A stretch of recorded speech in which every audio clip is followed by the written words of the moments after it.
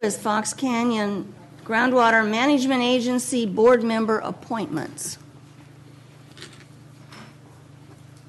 Good afternoon, Chair Craven, Directors. I'm Tully Clifford, the Assistant Executive Officer for the Fox Canyon Groundwater Management Agency. The item before you is simple. I won't give any presentation. Just we're looking for a recommendation to accept the resignation of David Schwabauer and appointing William Terry as Agricultural Alternate Director with a term ending February 28, 2018.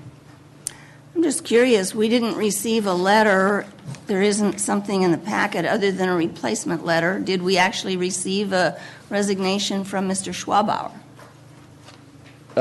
No, we did not. We received that via the Farm Bureau, and we're of the understanding that he indicated to them his desire to step down. And I have talked to Mr. Schwabauer about it, and he's indicated that to me as well. Okay. I didn't ask for a letter, sorry. Okay. Madam Chair, just for your information or the board's information, it's been David Schwabauer's desire to depart the board for some time now. We've just been having some difficulties finding a replacement. Okay. I just wanted to make it clear. Okay, is there a motion? I'll make that motion. Second. Okay, a motion and a second to accept the resignation of David Schwabauer and to appoint William Terry as the Agricultural Alternate Director with the term ending February 28th, 2018. All in favor, say aye. Aye. Aye. Any opposition? Motion carries unanimously. Number 3, authorize the executive officer to execute a consultant contract to develop groundwater sustainability plan. Chair Craven, Directors. At the June 22, 2016 regular meeting, your board authorized the executive officer to terminate the contract with Hydrometrics and to negotiate with the next responsible bidder, DUDEC, to complete the Groundwater Sustainability Plan, the GSP. DUDEC has the staff, expertise, experience, and capacity to begin immediately. You've received a memo written by Terry Foreman to Director West. He raises several concerns, one of them being that the TAG was not involved in negotiating the contract. We retain that responsibility at the staff level, and I believe we have sufficient information and data, a good understanding of the requirements under the Sustainable Groundwater Management Act, SGMA, an understanding of the agency work plan and budget, and the ability to craft a scope of work with sufficient specificity and flexibility to meet the needs of your board and the users and uses of groundwater within the agency boundaries. The requirements under SGMA and some requirements for GSP development continue to evolve and may impact the development of the plan and the consultant's scope, schedule, and cost. The contract as written provides a flexibility to adapt to changes more readily. We could have assigned very specific methodologies and procedures for the consultant to follow. Instead, we chose the path to be more general to enable the consultant to work collaboratively with the various stakeholder groups. DUDEC has reviewed the work that has been prepared to date and has a good understanding of where we're at. There will be many opportunities to discuss approaches and methodologies associated with the technical aspects of the plan development with TAG and the other stakeholder groups. DUDEC has a good understanding of SGMA and the GSP process. They've assembled a team that they feel will be able to create the plan for the Fox Canyon Groundwater Management Agency on the schedule as presented. The process will be difficult as we adapt to the new regulations, adopt methodologies suggested by the Department of Water Resources, and venture into uncharted waters ahead of the Department of Water Resources. I believe the consultant, the technical advisory group, the other stakeholder groups, and our stakeholders in general have the ability, experience, knowledge, and desire to work together to complete the GSP. Yes, there will be hurdles.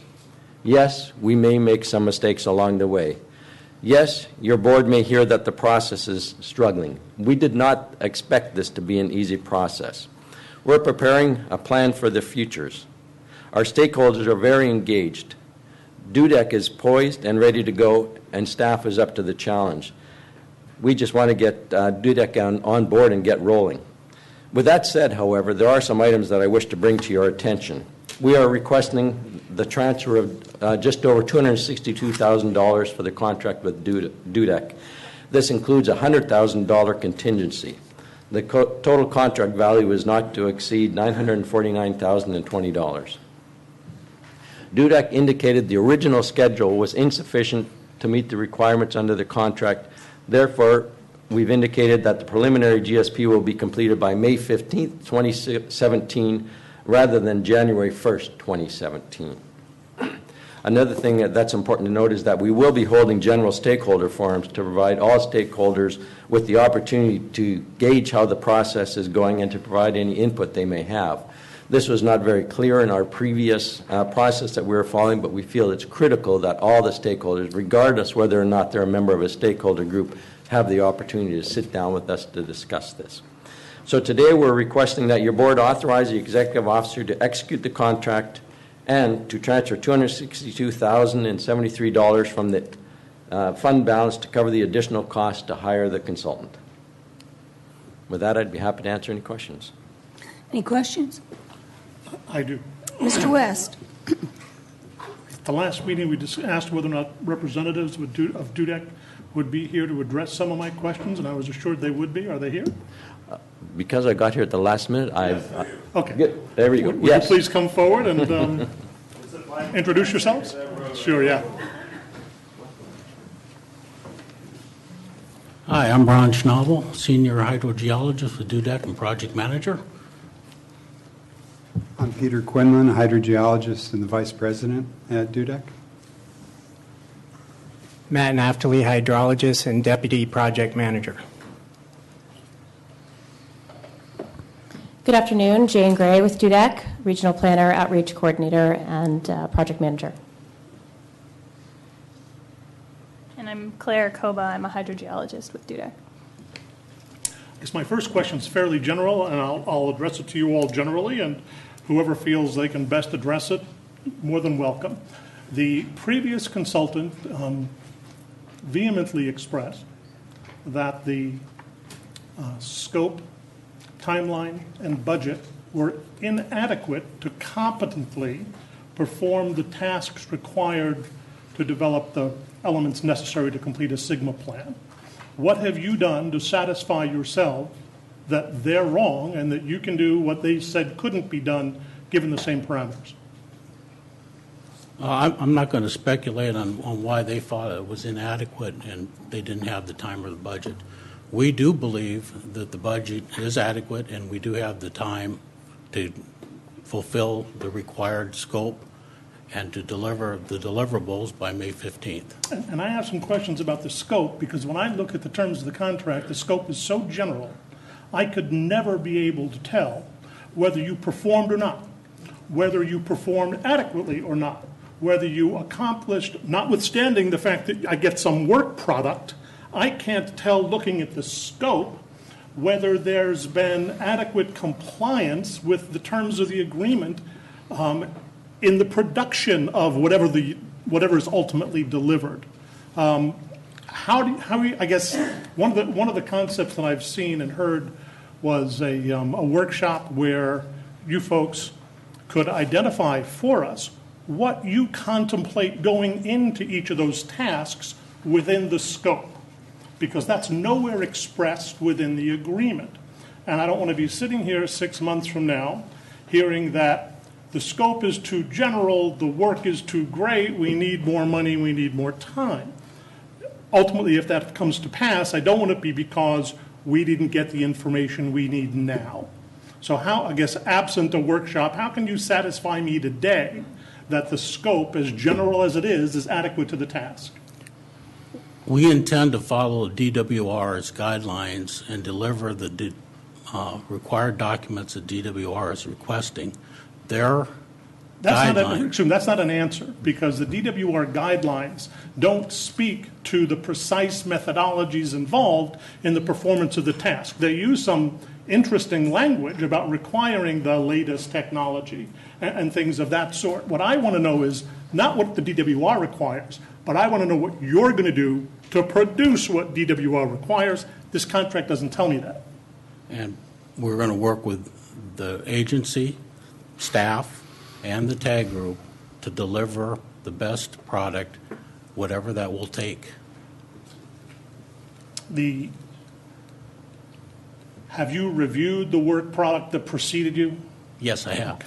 Then I guess, explain to me how, given the time limits and the budget constraints proposed, you intend to address the comments and additional tasks recommended by the technical advisory group with respect to tasks 6 through 10. This is only part of the staff we plan to put on this job. I don't care who does it. I want to know how you're going to do it. Let me ask a simpler question. Have you reviewed the comments and the recommendations of the technical advisory group with respect to items 6 through 10 to satisfy yourself that you can address those tasks in the time limits and the budget? The comments we received, we have. Okay.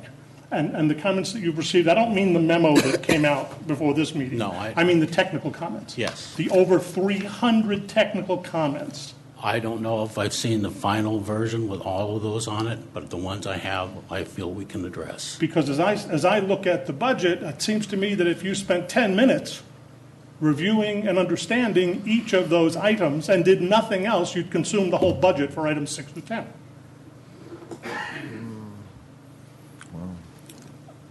Is that a question, sir? Yeah, I want to know how you're going to accommodate those comments within the budget that you're proposing. We will address all the comments that have been issued. We feel that we have the budget to do that. Madam Chair, I'm sorry to interrupt another member, Yes. but if you believe that you've reviewed those and you don't think that can be done within this budget, then my suggestion is you don't support this contract, because you can't. If that's what you really believe, you reviewed those, and that can't be done within this budget. But I don't think it's appropriate for us to each one of us ask them to keep. I mean, he has respectfully answered your question, not to the specificity that you want, and that's where he is. That's as far as that should go, and you should say you're not getting the answer from him that you want. You should not support the budget. I appreciate that's fine. That. Thank you, but I think it's incumbent upon us to make sure that we not only understand what's in the contract, but understand how the consultant intends to implement what is and what isn't in the contract. And I would respectfully state that there is a limit, that we have an oversight role, but there is a limit to how much contract management specificity that each one of us gets into as policymakers, and that's exactly what you hire staff to do, is to manage the contract. And so, but before we manage the contract, I want to know what I expect the consultant to do. I don't know what they expect to do to accomplish. That's what I'm trying to figure out. And my point is, I was fine with you asking that question. My point is, you've asked that question now repeatedly, and he has given you a less than specific answer. That's a disagreement, but I don't know that it's helpful for our relationship with the consultant, assuming that the rest of us decide we want to go forward, to ask him to go into the level of detail that he's clearly not comfortable going into. For example, identifying. See, that's my concern. Certainly, and that's why I'm saying I wouldn't. If you think it can't be done, it shouldn't be. I'm willing to be convinced it can be, but I haven't heard anything to tell me that other than the opinion, or we can do it. I haven't heard anything to tell me how they intend to do it, and how they intend to accommodate some of the concerns that are already out there, much less how they intend to fill the scope that is so general. If you would indulge me and allow me to ask one question of staff, you're hearing this dialogue back and forth. Does this give you pause about the ability of the contractor to fulfill the contract and the scope of work that we have out there? No, I have full confidence in DUDEC to be able to fulfill the requirements and to prepare a groundwater sustainability plan for the agency that is effective, long-lasting, and brings us to sustainability. The reason that we did not, for example, put exact methodologies on how several items would be handled in this is that within the groundwater world and within the groundwater sustainability planning, there's different ways of doing it. We did not want to limit the consultant to a specific methodology.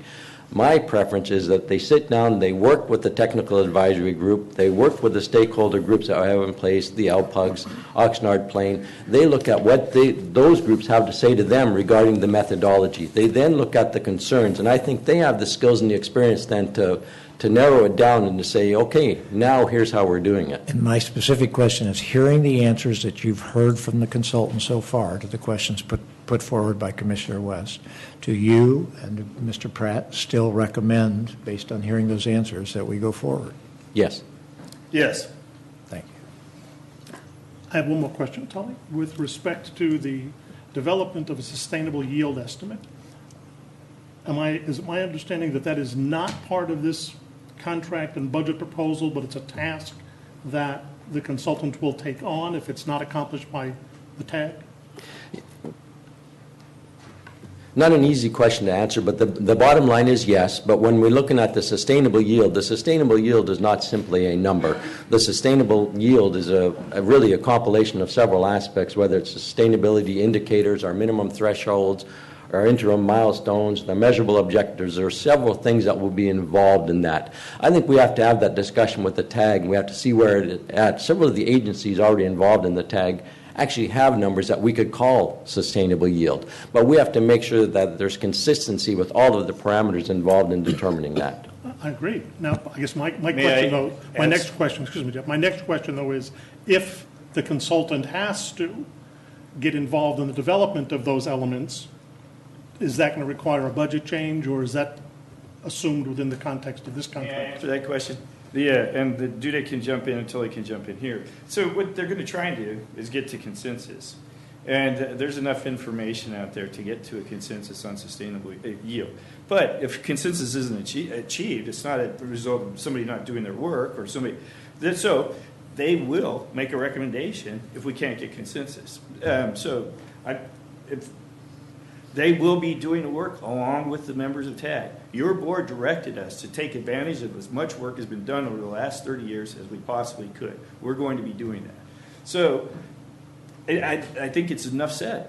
My question was more specific, to the extent that they have to involve themselves in those areas that might not have been contemplated within this contract. Is that going to require an amendment to the contract, an amendment to the budget for the contract?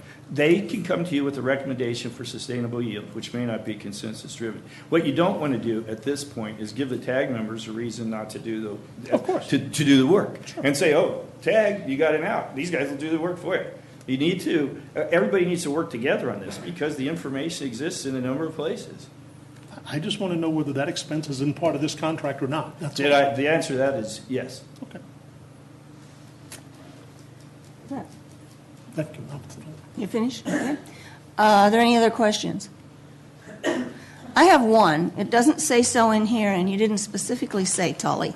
Has the contract with Hydrometrics been terminated? Yes, it has. Thank you. Well, we've been given the authority to do that. Well, I know that. Yeah, we ceased all activity with them on June 7th. Okay. And are we moving forward to terminate the contract? Yes. Yes. Thank you. Okay. No other questions. Let me ask the Hydrometrics people, since they're up here, if there are other things they'd like to add or say. DUDEC. Oh, I'm sorry. Last words out of my mouth were hydrometric contract. Would anybody from DUDEC like to add something or? Okay, thank you. Members of the public, would anybody like to speak to this?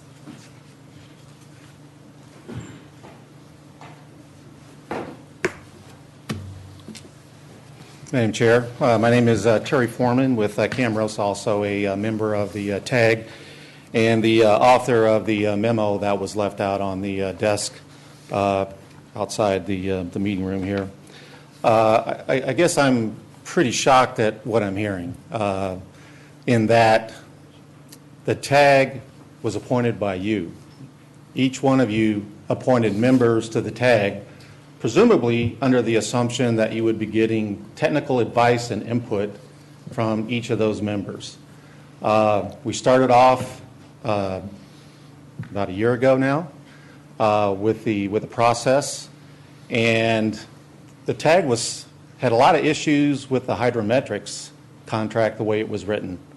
But we decided we were going to try to work with staff and the consultant to work through the process. I think we made a very good effort. It was very positive. I think we've had some good meetings. We've had some very lively meetings and very lively discussions.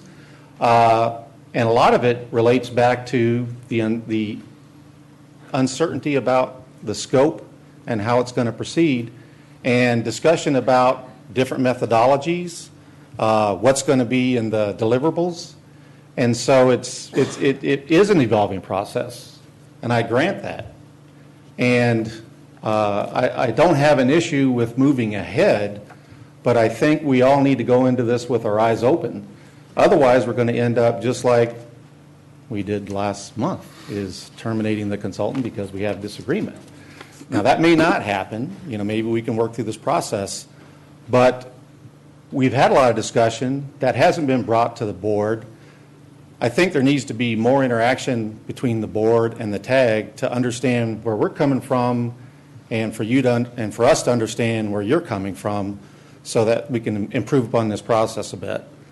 Right now, I don't have any confidence. They say they reviewed all the comments on the tasks 6 through 10 report at the last TAG meeting. We actually had a discussion about a couple scope items to add to the contract, which we understood was going to be brought to the board for methodologies to be applied in doing the task 6 through 10 work. I don't know if the consultant has seen that. The meeting minutes from the TAG meeting just came out today, or yesterday, anyway, within the last 24 hours. So I don't know if they've seen that. And that is not a trivial amount of work. We estimated it would be a month to 2 months worth of work as a minimum for them to get it back to us if they did it. So we don't know if staff supports that. It was a unanimous recommendation by the TAG to bring that to you for approval. So we don't know where that stands. We don't understand why there couldn't have been a meeting in June. The meeting in June was canceled even though they had the scope of work. We could have talked through that, see how that scope would have integrated into the existing scope. We could have had a discussion with a consultant if they were willing to come to the meeting for free, I guess. But at least we could have had a discussion among the TAG about our concerns, because we've had lots of concerns about the scope that existed in hydrometrics contract, which was a lot more detailed than the contract you're considering today. So if you want the TAG to be involved and you want to rely on their technical expertise, then I have to ask, why are you ignoring it? Why are you, Director Bennett, you say this is a policy decision. That's fine. But in policies, you typically pay attention to the technical foundations in order to make a good policy decision. So I'm totally confused as to what's going on here, what you want the TAG to do, and what input you would like from us. If you want technical input, we're trying to give that, and we're just essentially being ignored. So I plead with you to think about how we proceed forward, how's the best way to proceed. But I think just moving ahead and thinking everything is going to be rosy without really understanding what's going to be done and how it's going to be done, and with these really optimistic to basically assume we're going to, I outline in my memo, what DWR has said in the regulations that needs to be done for projection of future hydrology for the next 50 years. You've got to look at what climate. DWR may provide us the climate data. They talk about climate change, sea level changes. That may be good or bad, depending on which climate set data you look at. It might be less precipitation, might be more. In LA County, the Bureau of Reclamation actually found that they were actually going to have more water supply, interestingly enough. So anyway, there's to expect that this is going to be done in a month and a half, that's just not realistic. And so I just plead with you to give us more direction, come sit down with us, understand some of these issues. I think Director West recommended at the last meeting, or maybe for the hydrometrics consultant, maybe we need to have the first task to be a work plan. Let's all have an understanding of what it is we're actually going to do, so we aren't just spinning our wheels. We've only really spent 5 months doing a lot of the technical work over this last year. So, and a lot of that's because we're kind of making it up as we go along. So anyway, I just would ask that you really give some thought to how we proceed from this point forward. And if you want the TAG's input, then I'd like for you to consider it as opposed to totally ignoring it, which seems to be the case. So anyway, the memo, I think, speaks for itself. If there's any questions about it, would be happy to address those. But it's, as you can tell, it's a bit frustrating. I don't mean to sound frustrated, but I thought when I spoke last time, I was trying to be constructive. It seems that was just totally ignored and not considered, given the way we're proceeding, a less detailed or less definitive scope, no collaboration with the TAG. I'm not asking to negotiate the contract. I'm asking to collaborate. So I'd like that to be clear. Thank you. Any questions, Mr. Foreman? Okay, thank you. Anybody else?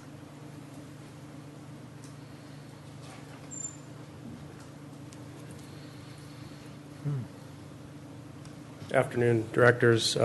Brian Bondi, Director of Orchards, representative on TAG. I'm not going to go back through everything Terry said. I read his memo. I think there are some things that would be worthwhile looking at as you consider this contract, not just more from a standpoint of trying to avoid conflicts down the road in terms of scope questions. But that's for you to decide. This is the GMA's contract. It's not TAG's contract. I think that information is offered for you to use if you feel it's helpful. I just want to point out a few things that I saw that are kind of overarching items to consider. One, throughout the staff report, the proposal, and even the contract, there is discussion of GSP or GSPs, so one plan or multiple plans. It changes all throughout the documents and, most importantly, in your contract. I think in your contract you want to be very clear what the deliverable is. And it talks about singular GSP and multiple GSPs in different places. I think that would be in your best interest to make sure it's clear what's being delivered. It's also important for the stakeholders to understand what's going to be prepared and put before them. Secondly, one of the assumptions I saw in the scope was that TAG is going to meet every 2 weeks. I think there needs to be a conversation about whether that's feasible from a workload standpoint for the TAG members. We all have responsibility to the people that pay for our time. They should have an opportunity to weigh in to see if they're willing to pay for that level of effort. They've come into this. We've all come into this understanding we would meet monthly. That's a change for us. That's a change for the people who pay our bills. And it also would mean reallocating our time to spend more time on TAG to the detriment of other projects that we're working on. So that's a real issue. And if it turns out that that's not feasible, that has an impact on your contractor's schedule and the pace of the project and ultimately the cost. I want to talk a little bit about data gaps versus analysis. My observation with the prior consultant was that there were many circumstances where something was presented as a data gap, and I think in my interpretation and many of TAG's members' interpretation, really what they were saying is we didn't have time or budget to do the analysis with the data we had. So there's a difference between having a true data gap, which is the absence of information to analyze, versus not just having the time or budget or schedule to actually do the analysis.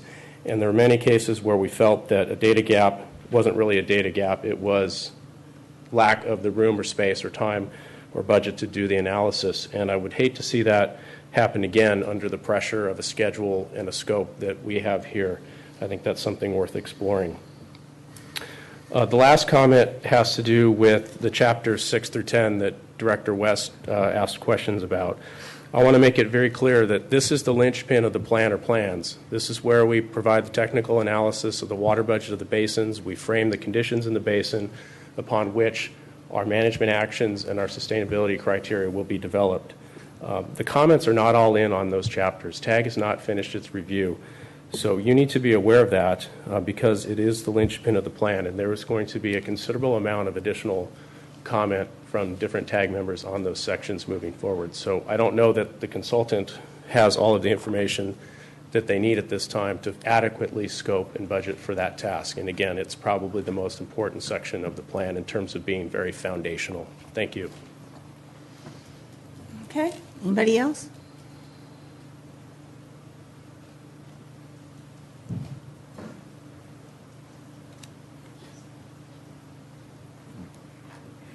Jeanette Lombardo, California Food and Agribusiness Advocates. I'm here in regards to Phase 4, task number 18 on page 9. My concern is this. As you know, as state president for California Women for Ag, I work on water issues throughout the state. I've heard some wonderful things about this consultant company, but also I've heard some issues in regards to the number of public meetings that are held. In the second paragraph of this item, it indicates that DUDEC is also aware that a communication guide was prepared for the project in May of this year.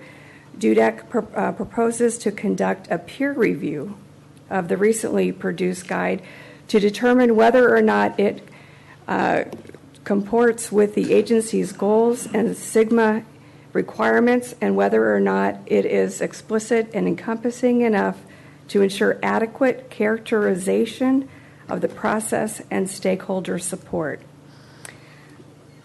So, first, in regards to the communication guide, it has not been calendared or agendized and brought before this body for stakeholder or public review. I found it quite by accident on the website. The gentleman who wrote it is no longer a staff employee. He was with us, I think, for 60 days. I'm sorry, I can't remember his name. Andrew, yes. And so I think we need to vet that, because I don't think anybody in this room's read it or know what it says.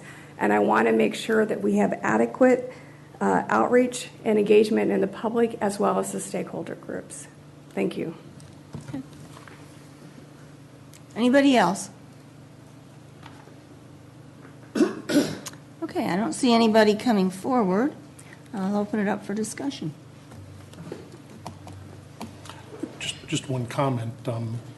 If, notwithstanding Mr. Foreman's comments, if there was to be a workshop or a meeting between, in advance of the contract, a meeting between the consultant and the TAG, I propose we pay them, not ask them to do it for free. Other than that, that's all. That's the only comment? Only comment. I'm still thinking of my question, hoping someone else will go first so I can continue forming it. Okay, I'll go. Okay. I have to admit right up front, reading the packet and then rereading it, and much of this stuff is above my pay grade. But upon receiving Mr. Foreman's memo, and then I went and did the liberty of checking with some of the other TAG members, and checked with 2 other TAG members, and 3 of them feel much the same way. They've got very grave reservations about the process. They don't express very much reservation about the consultant themselves. It seems to me that they think that the selection of the consultant is adequate and able to do the job, but there's real concerns about process, and it boils down to me, once again, to the time schedule we seem to have set this thing upon. And I mention this, I think, every meeting now for the last 6 months, and I need to say the question again. What is the hurry? This document, this initial document that we do, this series of GSPs, is foundational to everything this agency is going to do from this point forward. The allocations and the way we extract water, the way we manage these basins, have real effects on businesses and municipalities all across the whole boundaries. Why would we rush this? Why would we not give the TAG, those people who we all appointed because we believe in their expertise, the amount of time that they say they need to have confidence in the document? Why do we have meetings and just march along on a schedule without answering the questions from the previous meeting? So again, what is the hurry? Why don't we take another 6 months or another year if necessary? I'm not advocating for delay. I think it's important we get on this thing immediately, but we need to do it right. So when I hear from 3 of the 5 TAG members that they're concerned about the process and have very real concerns about its ability to have success, I have to question the same thing. Again, it's not the money, it's not the consultant, it's not the idea of going through the job. I just want the job to be done right. I've got real concerns that it won't be.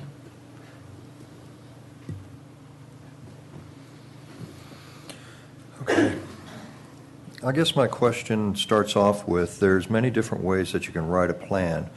And you can write one that is extremely detailed and has everything in it, or you can write one that is a little more vague and do an adaptive management as it goes along.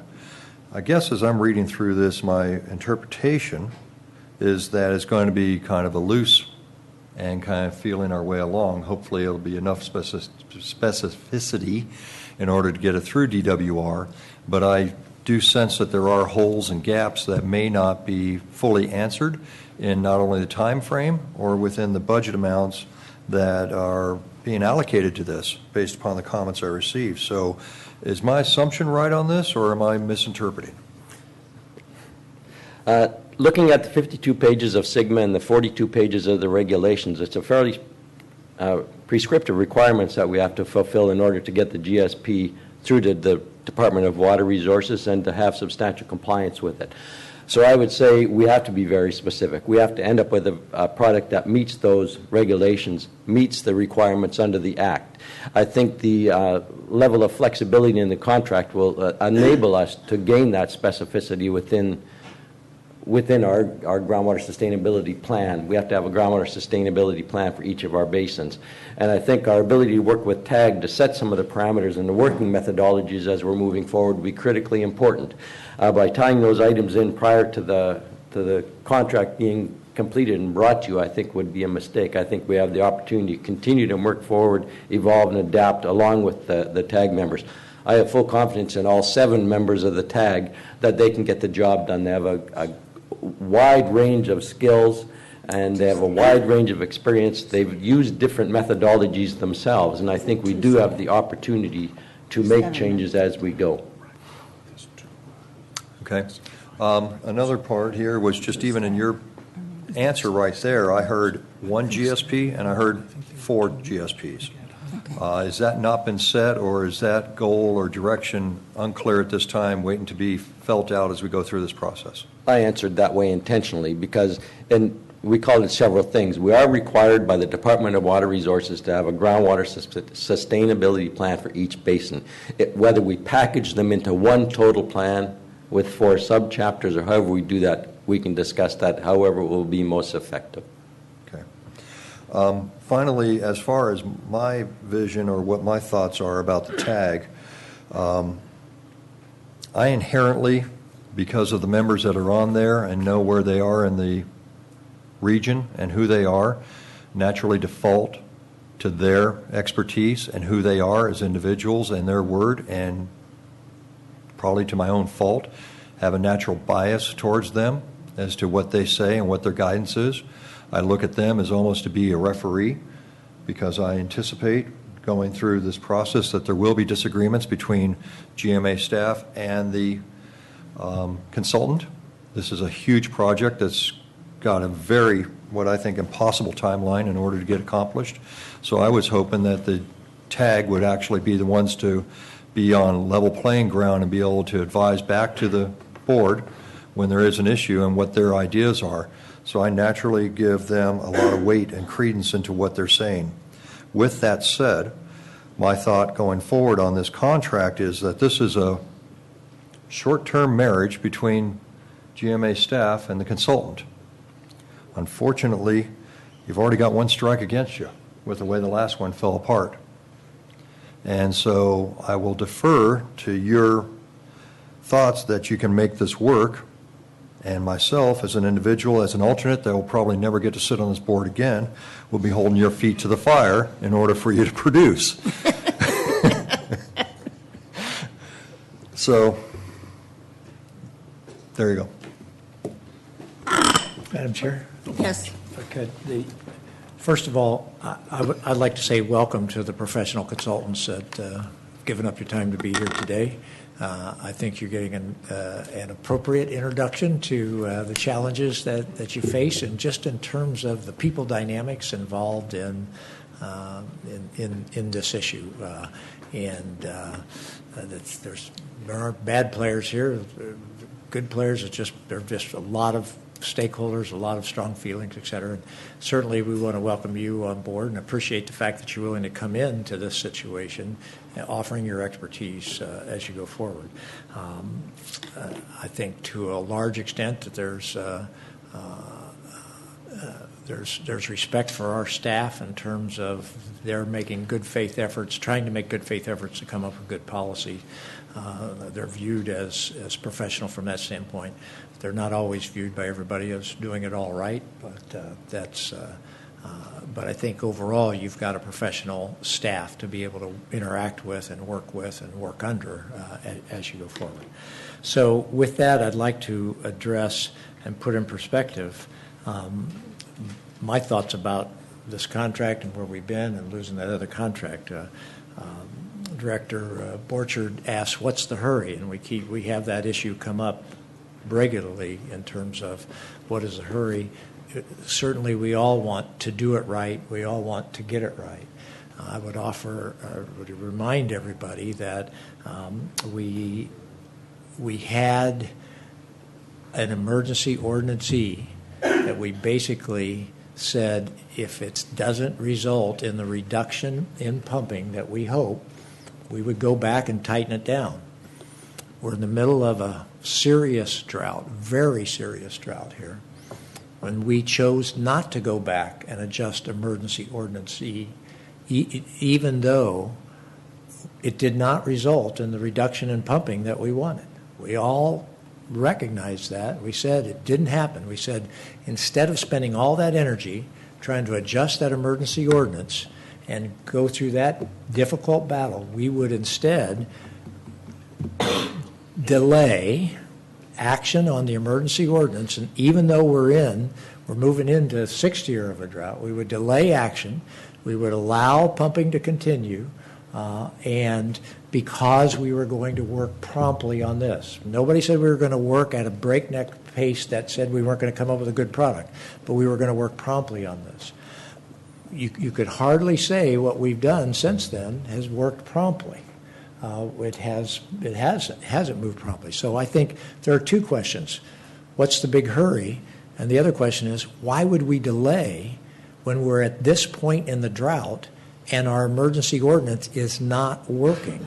And we know it, and we intentionally decided not to fix that emergency ordinance. So then the next question is, so what's the cause of the problem? And I would offer to you that it's pretty hard for anybody to put their finger on the cause of the problem. But I know this, almost everybody's going to say it's somebody else. But I would offer to you that the cause of the problem could be almost completely the previous consultant, who maybe when all of these other contracts were starting to come out in the rest of the state, and everybody's dying to get people to do this, and if we think it's going to be easy to find other people to do this, maybe they changed their attitude and didn't want the contract and almost sabotaged this thing. That may be what happened. I don't know. On the other hand, it could be that our staff did a very poor job and didn't come up with proper ways to work with the consultant, et cetera. It could be the tag, and that could be issues with people at the tag that have not wanted to work professionally for some reason or whatever in terms of going forward. It could be this board that we haven't done our job in terms of managing this. It could be the state that's thrown curves at the wrong time. There is enough self-interest out there that could be associated with any one of these possible scenarios to say that's the cause of the problem. I don't think that any of us could ever really ferret that out. How much of this is self-interest and how much of this is something else that has caused us not work? But we need to move forward. We need to be in a hurry, not breakneck speed where we come up with bad policy, but we need to move promptly because we decided not to move on something else, and we all want to forget that from time to time that we passed on that. So this is a complicated issue, probably one of the most complicated public policy issues you can have out there. Somebody can always find a reason that there is a complicated, that because of this or that, we need to delay. And quite frankly, that's what this agency has done for a long, long time, which is why we are an agency that's more than 20 years old and does not really have a sustainable yield number at this point in time, because we always found a reason to not get there, to not do that. And I think if we sit there and just go, we're going to keep doing that. Yes, we have to force the issue and try to find out, is it really that it can't be done, or is it really that people are blocking it from being done, or what is it? But I know we won't get there if we don't approve this contract and we don't start working at it. We'll just be that much farther down the road in terms of going. So pardon me for the length of time to get that said, but I feel like we have to put that in perspective as we go forward. So there are concerns out there. There will always be concerns out there. Probably each one of us appointed our TAG members for different reasons and have different ideas about what we want to have from the TAG. But this is clearly a policy situation that I didn't appoint the TAG member to tell me whether to approve this contract or not. I appointed a TAG member to try to give me technical advice and to try to give technical assistance to the consultant and to work professionally with the consultant to try to work out the sustainable yield number that is out there. So I think it's pretty obvious I will support moving this contract, and I think after hearing from the other four, I'd make the motion to approve staff's recommended actions. Comments, Mr. West?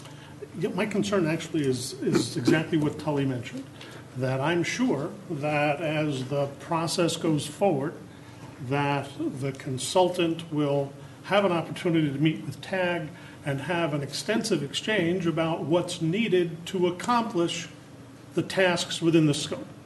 I agree with Director Bennett. I don't need the TAG to tell me whether or not to approve the contract, but I do want the TAG to weigh in on what work is necessary to accomplish the scope as general as it is.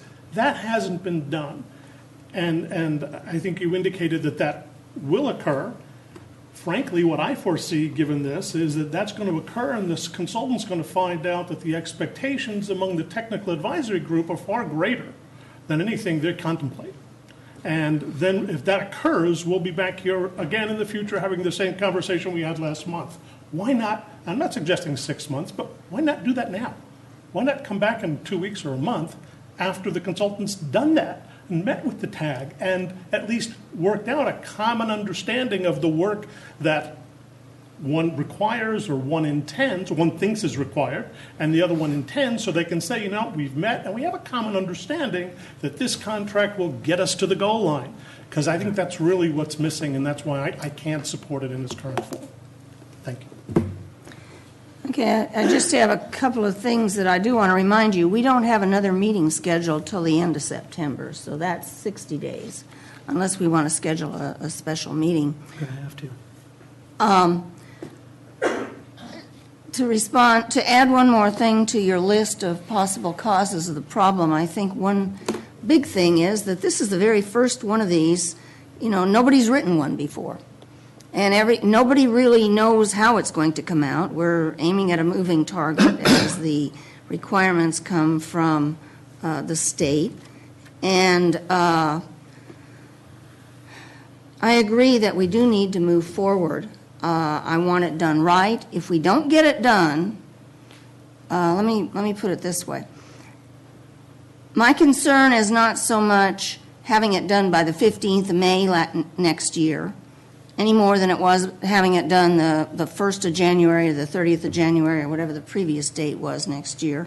We've moved it forward. If we come to a realization later that we're going to have to move it forward another month or two, I don't have a problem like that with that. I want a good product. And I want the public meetings that are called for. I want the stakeholder input. And I want that Jeanette was talking about, and I want the TAG comments all taken and evaluated. And implemented as appropriate. So I can go forward with this. Even Mr. Foreman said he didn't object to it going forward at this time, but I really want a good product at the end. May I make another comment? Yes. Chair? I agree with many things that all of the folks here have said, and to echo Director Bennett's appreciation for the new consultants to get in front of the firing squad here. Thank you very much. It's not intended to be disrespectful, but you can see there's a lot of passion and people want to do things right.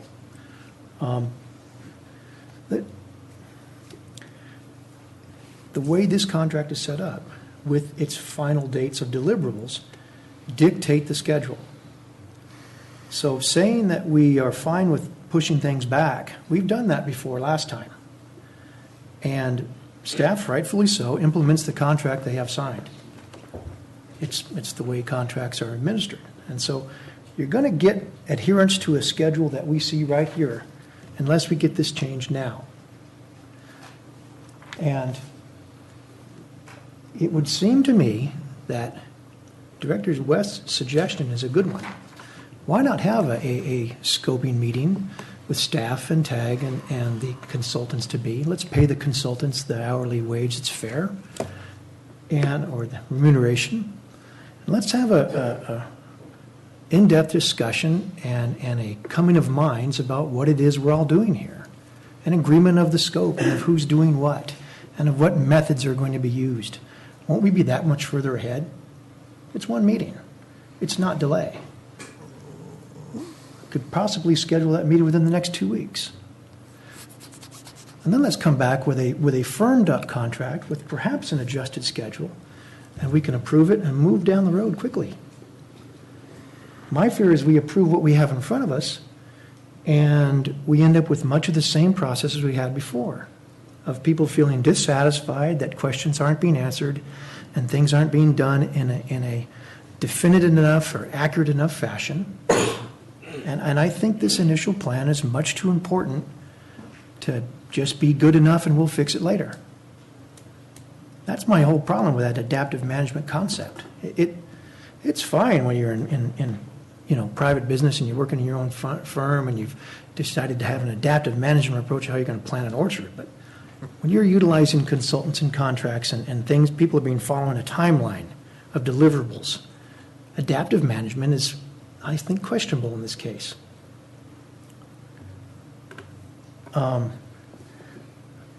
Secondly, and I don't want to hammer on Director Bennett, but I just would say that the suggestion or the assertion that perhaps self-interest submarined this previous process, it's not, I think, right. I think we have TAG members who are volunteering their time. We have staff who is putting in a diligent, good faith effort to implement the job they have in front of them. And we have consultants trying to implement the contract and remain profitable and meet all their deadlines. I mean, you've said it, it's a very difficult process we've embarked upon and requires a lot of patience with all parties.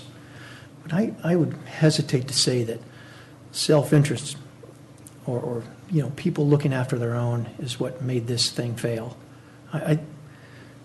It's a difficult thing we've got to deal with, and so let's get it lined up as best we can up front, and then let's move forward. Let's have a special meeting in 2 weeks if we need to, and let's have more meetings in August if we need to, and let's get this thing done and moving forward. Thank you.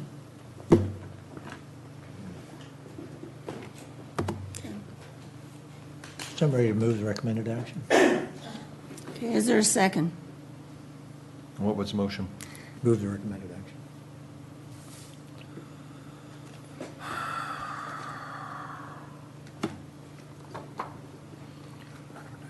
Would you like to read the recommended action? The recommended action is authorize the executive officer to execute a consultant contract to develop groundwater sustainability plan. Oh, it isn't here. Yes, authorize the with DUDEC in an amount not to exceed $949,020, plus a $100,000 contingency to obtain consultant services for development of a groundwater sustainability plan for the California Department of Water Resources Bulletin 118 groundwater basins located within the agency. And number 2, transfer $262,073 from the Fox Canyon Groundwater Management Agency fund balance. That was the recommended action. So there's a motion on the floor. Is there a second? I'll second. Motion and a second. Could we have a roll call, please? Chair Craven? Yes. Director Ronio? Yes. Director Bennett? Yes. Director West? No. Director Borchard? No. Motion carries 3-2 with Directors West and Director Borchard voting against. Next item is a proposed resolution number 2016-03, increasing the fee on groundwater extractions to fund the cost of groundwater sustainability program. Could we have a staff report, please? Chair Craven, Directors, at your June 22nd, 2016 meeting, you approved the fiscal year 2016-2017 budget, including an increase in the groundwater sustainability fee from $4 to $6.50 per acre foot, resulting in total extraction fees of $12.50 per acre foot. You directed staff to undertake the appropriate noticing and to prepare a resolution to adopt the fee increase and to return to the July board meeting. Today we're asking that you conduct a public hearing on the fee increase and adopt resolution number 2016-03, thereby increasing the groundwater sustainability fee to $6.50 per acre foot of water extracted. I'd be happy to answer any questions. Okay, are there any questions? One quick question. Yes. Tully, is the increase in the fee only the $250 and no additional increases? That's correct. We're only doing the one-time The fee initial increase. $250, and that'll be in place from this point forward. Yeah. And we'll look at it next year, moving forward, what the fee should be, what the appropriate level is, and adjust it, and recommend an adjustment. Very good. then. Okay, any further questions? Okay, this is a public hearing. I will open the public hearing and ask who would like to speak to the issue. This is a first. I've never seen this in all the years I've been on this board. Okay. I will close the public hearing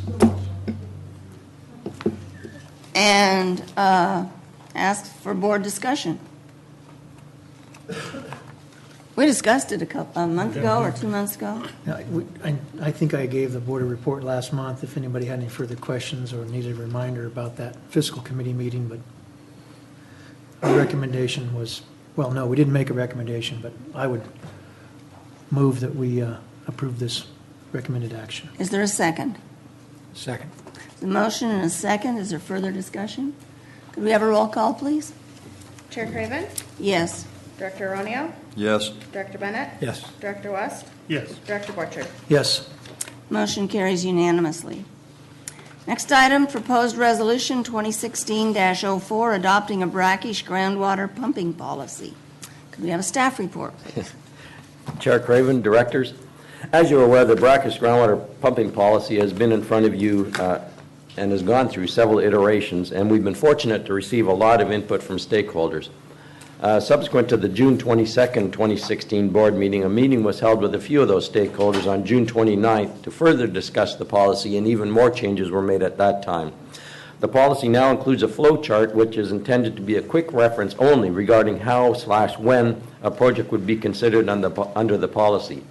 The flow chart does not include all the loops backs that it should, but I felt that it would have been limited value at that stage, as it would have looked like a ball of spaghetti. Changes were made to the policy to more clearly articulate the need to comply with the Sustainable Groundwater Management Act. We've tried to use the same terminologies as SGMA and would review project proposals and the monitoring contingency plans in accordance with the requirements of SGMA. At the June 29th meeting, the stakeholders expressed concern that there didn't seem to be anything in there requiring the proponent to discuss the current and proposed uses of the groundwater and the proposed distribution of the treated water. This requirement has been added to the policy. The stakeholders asked that the project proponent be required to undertake a water rights analysis as well. However, this has not been included as as part of the policy, as it seems to be outside the scope of the policy and the authority of your board.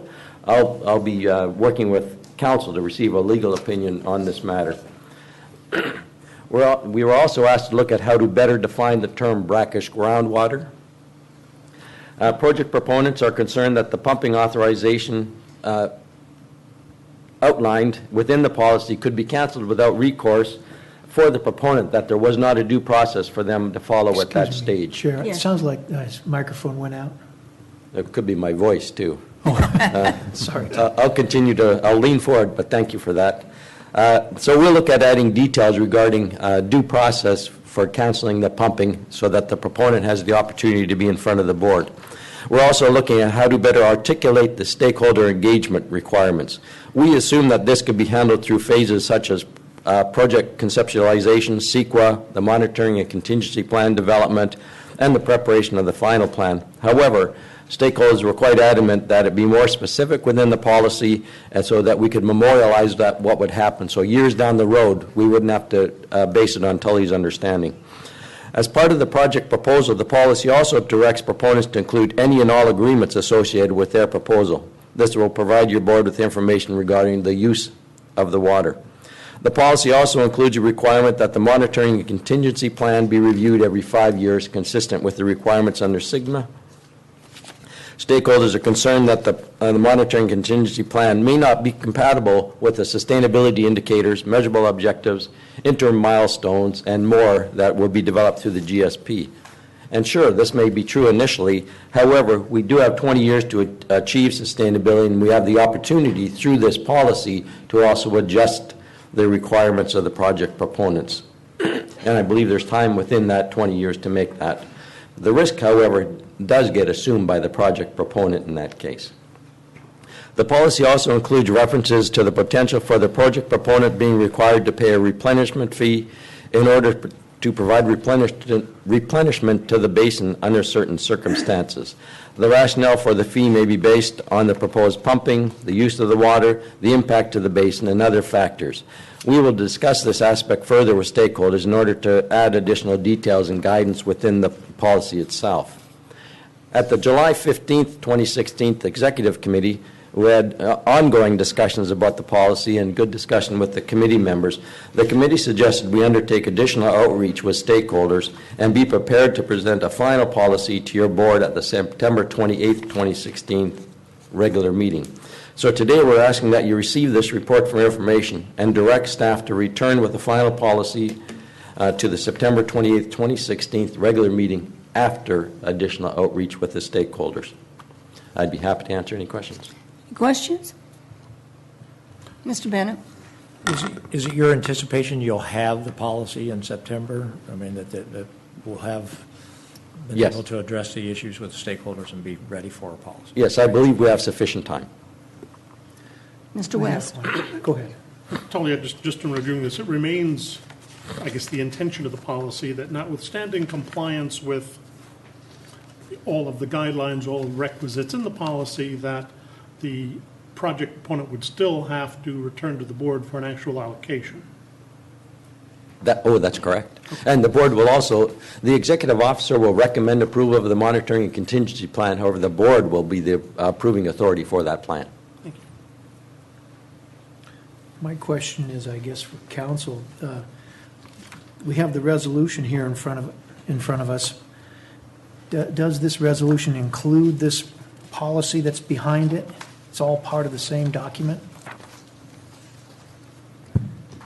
Yes, the action in the resolution is to adopt the policy, which is the attachment. Which is behind the resolution we see in our packet. Okay, so they're all part of the same resolution. Okay. Other questions on the resolution itself? I have one. It came up in the executive committee meeting, but on page 3 of 4 of the policy that's attached to the resolution, there are several bullets at the top, and the 1, 2, 3, 4, 5, 6, 7th one is, it says all agreements associated with the proposal. And what we talked about at the meeting was that this is kind of a chicken and an egg thing. If you're, and I'm going to give you an example, Camarillo's proposal. We've been here like a year ago and a month ago, and we don't know if or when our project would get approval. Most agreements that you have would last for a year or so, and then conditions might change. Or somebody might drop out and somebody else might come in. So as I said, this is a chicken and an egg thing, and we are wondering if all agreements need to be completed and signed, or if those things can be conditioned in the approval. You can spend a lot of time on agreements if it's going to take you 2 or 3 years and they all have to be current.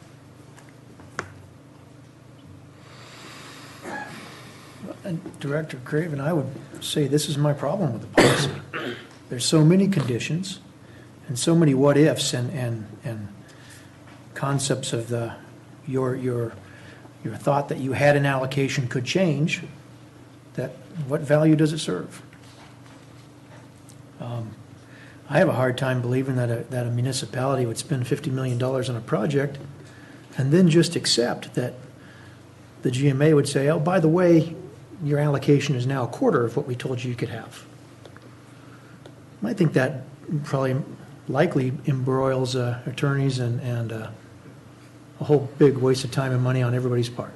Point of clarification. We wouldn't say that the way it's currently been proposed. It would be if you reach a detrimental point in your monitoring and contingency plan, you have to turn the pumping off. That's the way it would work. So at that point, you're impacting the resource. Your board was pretty clear with us in telling us to direct the policy that you wanted to see that in there.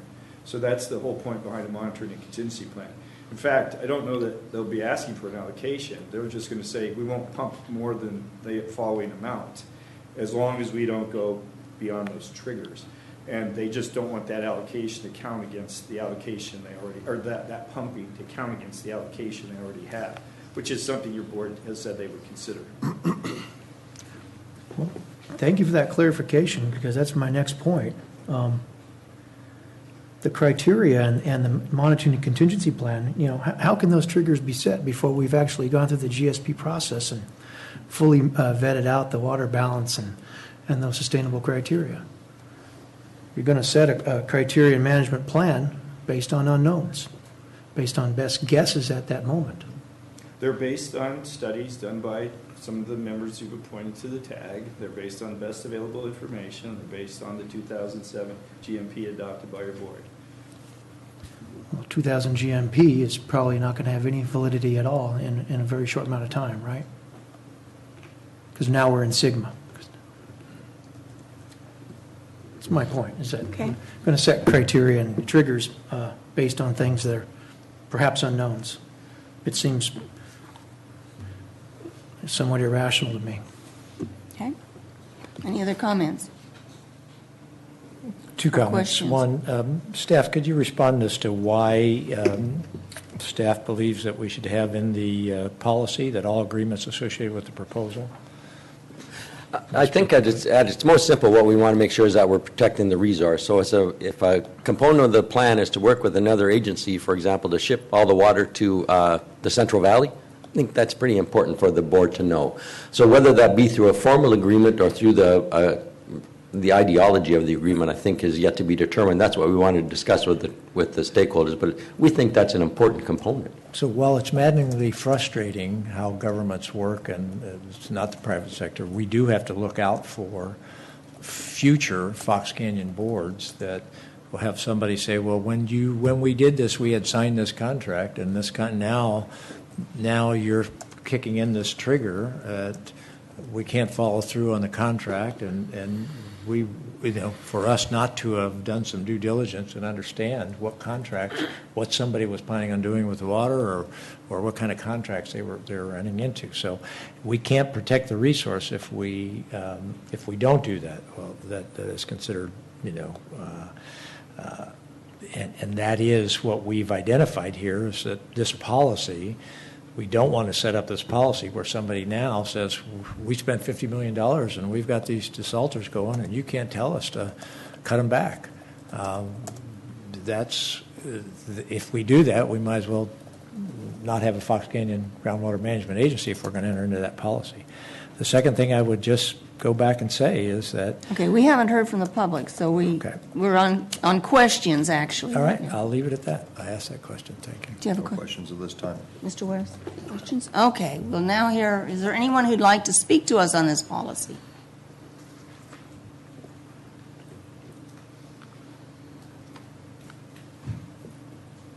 I was going to say, we couldn't have two items where we didn't hear from anybody. Sorry to break your record. Good afternoon. Thank you for the opportunity to comment on Agenda Item 5. I'm Sean Corrigan, the Director of Public Works for the City of Moore Park. The City of Moore Park supports the proposed policy on pumping and treatment of poor quality groundwater. District Number 1 provides our citizens with potable water, more than 80% of which is imported. We understand that the Moore Park desalter may ultimately satisfy as much as half of the district's demand for potable water. We think approval of today's policy should help advance this desalter project. A local, more reliable source of water will greatly benefit the citizens of Moore Park and the surrounding area. Additionally, it is our understanding that the project will improve water quality both in the watershed and in the underground aquifers. Thank you very much. Okay. Sir, just quickly, could I ask you just a quick question? It's me over here. And I'm not trying to be facetious or mean-spirited, but I farm out in the Los Pozos Valley, and as proposed, Moore Park desalter, a great project, but as proposed, it will be operated, will affect agricultural pumpers downstream. So what's your thought to that? Folks who are using that marginally poor water now by blending and other methods. Well, I don't currently run a water utility in my present position, but I have. Looking at the proposed policy, it does have a pretty broad list, in my view, of undesirable effects which would not be allowed under this proposed policy. I think those undesirable effects would go to your question, Mr. Borchert. Fair enough. Thank you. Okay. John? Good afternoon. John Matthews of Pleasant Valley County Water District. This is an action item, and Director Borchert asked whether the adoption of the resolution would adopt the policy, and I think Council is correct that it would. The Pleasant Valley Board wrote a letter on June 8th where we expressed some concern about it, and I want to make sure that I understand what Mr. Crawford's recommendation is today, is to continue this until a September meeting and a chance to meet with stakeholders. Is that the recommendation? So the recommendation would be not to adopt the resolution. But having said that, I think this board, with or without this policy, has had a project in front of it for a long time. And I know this is on the agenda, but I want to make sure that there's some clarity here, is that the city of Camarillo has had a project before you for a while. Even if you didn't have this project, I don't think this policy should slow you down in reviewing that and either approving or disapproving it as it presently stands. Some people would say, well, they got in the door first and that's not fair. The rest of us are going to be dealing with something else. But adopting the policy now, I think that I know there were a lot of people, which is a good thing. You had a lot of stakeholders that gave you comments on it and had concerns about it. But I don't think the board should be hesitant to take those and make the policy the best policy you can have, and yet penalize someone who's already been here and spent a lot of time and effort to try and get their project on board. So I'll be happy to try and answer any questions on our earlier letter. The letter, to summarize, basically is that our concern is a little bit about dealing with brackish water as a discrete and segregate resource from any other groundwater, and how that relates to the development that we're all working hard on, believe it or not.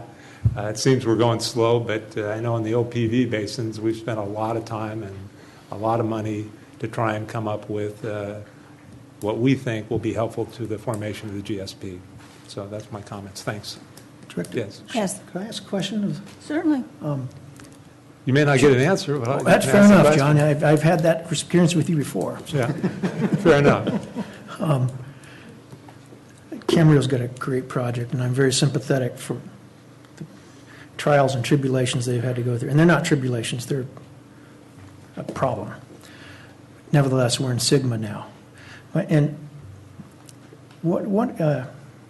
you presumably talked to the growers down in PV, and what is their thought of the potential effects of this pumping on groundwater levels down in the PV basin? Yeah, that's a fair question. Because question. that's essentially been my concern. That's a fair question. I'll give you the attorney answer. I've heard a little bit from... No answer. Okay. Yeah. It's not quite that bad, David. It's not quite that bad. I've heard a little bit of both. I've heard some where, farmers are pretty savvy, more so than people think, and they're a little concerned about pressurization of the basin. Most of our ag out there is deep aquifer. In fact, all of it is deep aquifer. So the effect this has on if the city of Camarillo were to pump all this, I don't think anybody really knows. But that has been expressed. The other concern on the flip side has been there's concern about a mound of brackish water moving into the basin. So some people feel like, the city ought to pump it. We're in a situation where we lack water resources here in the county, low-hanging fruit. And this is certainly low-hanging fruit, I think, from that. So I know that's a weaselly answer, but that's the best I can give you because I've heard some people say, we're concerned about it. Other people say, hey, it's a good thing. Have them pump the brackish water out of there. I may not answer your question, Dave, and I apologize for that, but I don't represent everybody in Thank you. In Twilight. Anything else? Any other thing I cannot answer? Thanks. Thank you. Okay. Good afternoon, Jurgen Gramco, representing the Oxnard Pleasant Valley landowners. What we're not clear about is whether brackish water is part of a basin's total water. And if you're in the task that we have, which is to come up with an allocation scheme, is the brackish water part of that allocation scheme, or is it separate from the allocation scheme? And if it's separate, what makes it separate? And I think, I'm not going to speak for everyone, I think that until you have a GSP that takes into account all the water that's in the basin and in the plan allocates that water, you are getting the cart before the horse here. And I attended the stakeholder workshop and expressed that view that, I would want to see Camarillo do a desalter project. And I wouldn't want to do anything to hold it up. But I would want the project to be consistent with a basin plan. And if this mound of water is in the Pleasant Valley Basin, then it should be subject to an allocation scheme. And it shouldn't be segregated. And if it is, we want to understand why and how. Okay. Would you like to answer that? Noted. Okay, without liking to, would you answer that? You and John study together, do you? I've been studying John.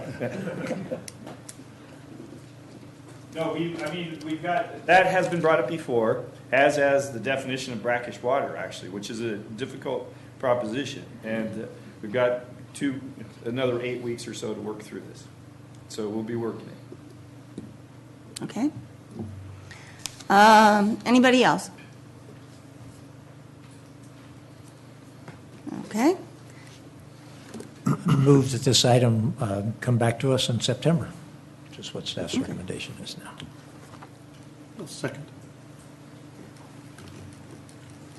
The motion and a second to bring this policy back in September. Any opposition? So ordered. I think we shouldn't be considering this policy. I second that. Okay. Item 6.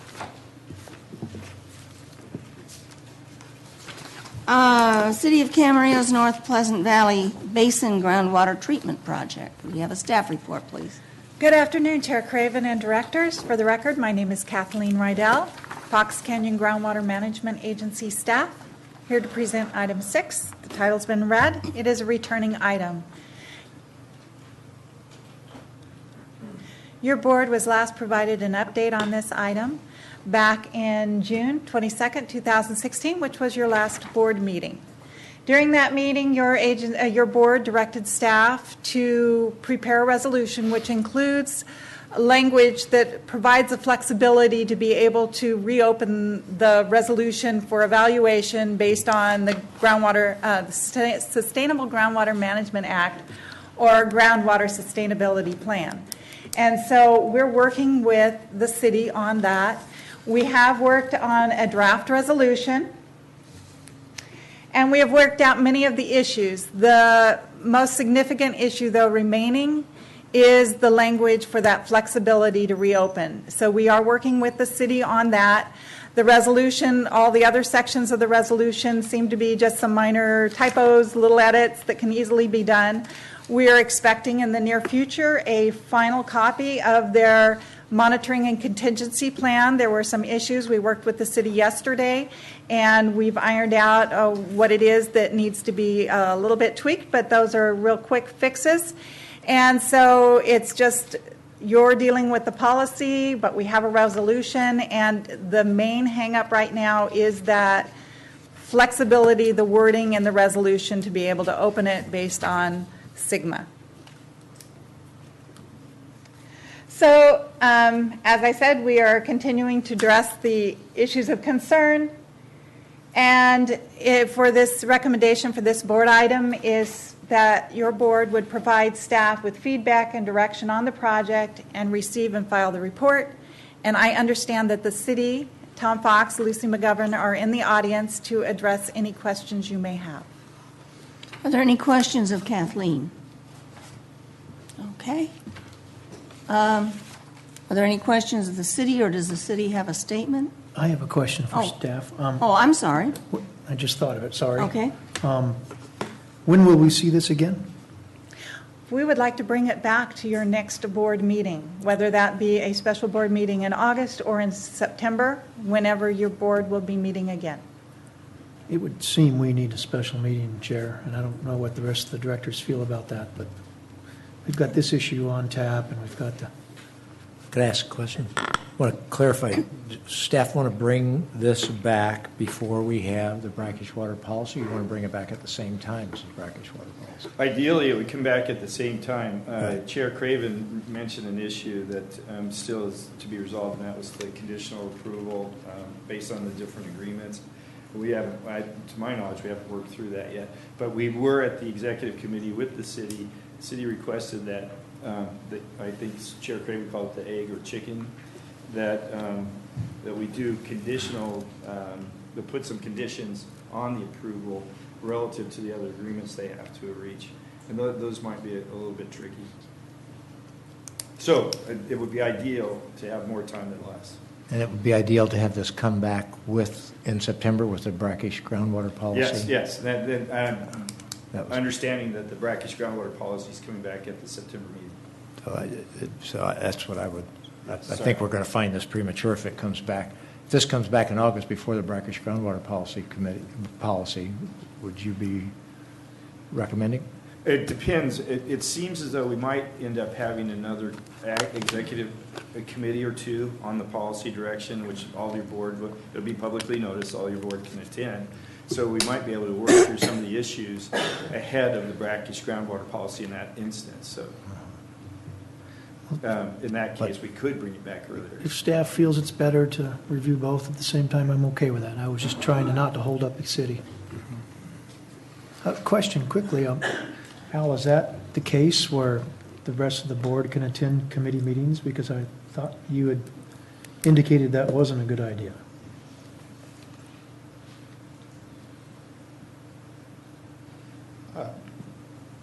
No, a majority of the board cannot attend a committee meeting without converting it into a board meeting. So, I'm sorry, I didn't hear what you said. if the question is, can additional board members attend the committee meeting, the answer is no, without turning it into a board meeting, an unagendized board meeting. The committee meetings are agendized and publicly noticed, are they not? They are, but not as a board meeting. And I should add, board members may, additional board members may attend, but just as observers, participate in those meetings. So we could observe but not participate. Correct. Okay, that was seemed to be the opposite of what we were told before, so. Okay, perfect. Okay. Okay. Is there anybody who'd like to speak to this?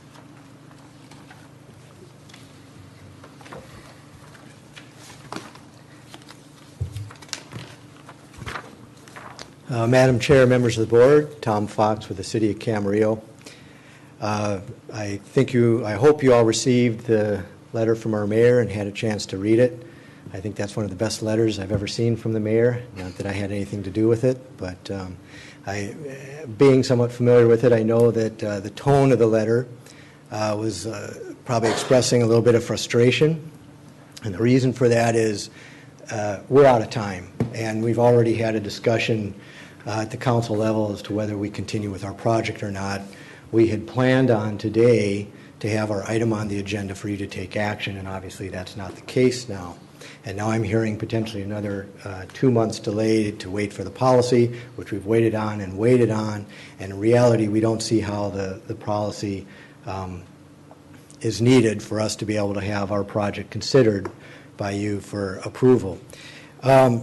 What I'd like to do, and I will try and abbreviate what was going to be my original presentation, because it sounds like more of this is what you were planning to hear at an item where this is for action, but I do want to just highlight some important points, both on the benefits of our project as well as some of the concerns that have come up since your last meeting, and at least get a sense from you as to where we're headed with this project on related to those issues.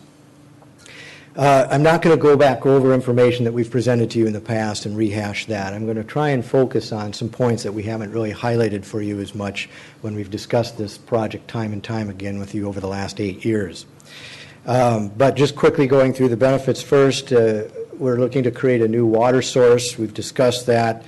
It's not only a new source, but it would be drought tolerant and it would be local and reliable, which I think is an important point. We've also talked about protecting and improving water quality.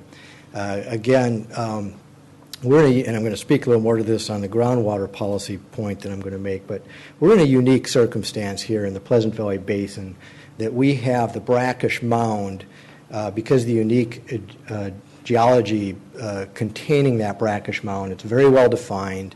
We know the area that it is. We know the amount that it is. And we know that it's only affecting a number of stakeholders in the north end of the basin. It's not affecting stakeholders at the west end of the basin. At the north end of the basin, we're at the point where we're having to shut down $5 million worth of assets, 2 wells that we can no longer use. At the west end of the basin, or what maybe the main part of the basin, that's not the case. There are real impacts that we're dealing with today that need to be addressed today.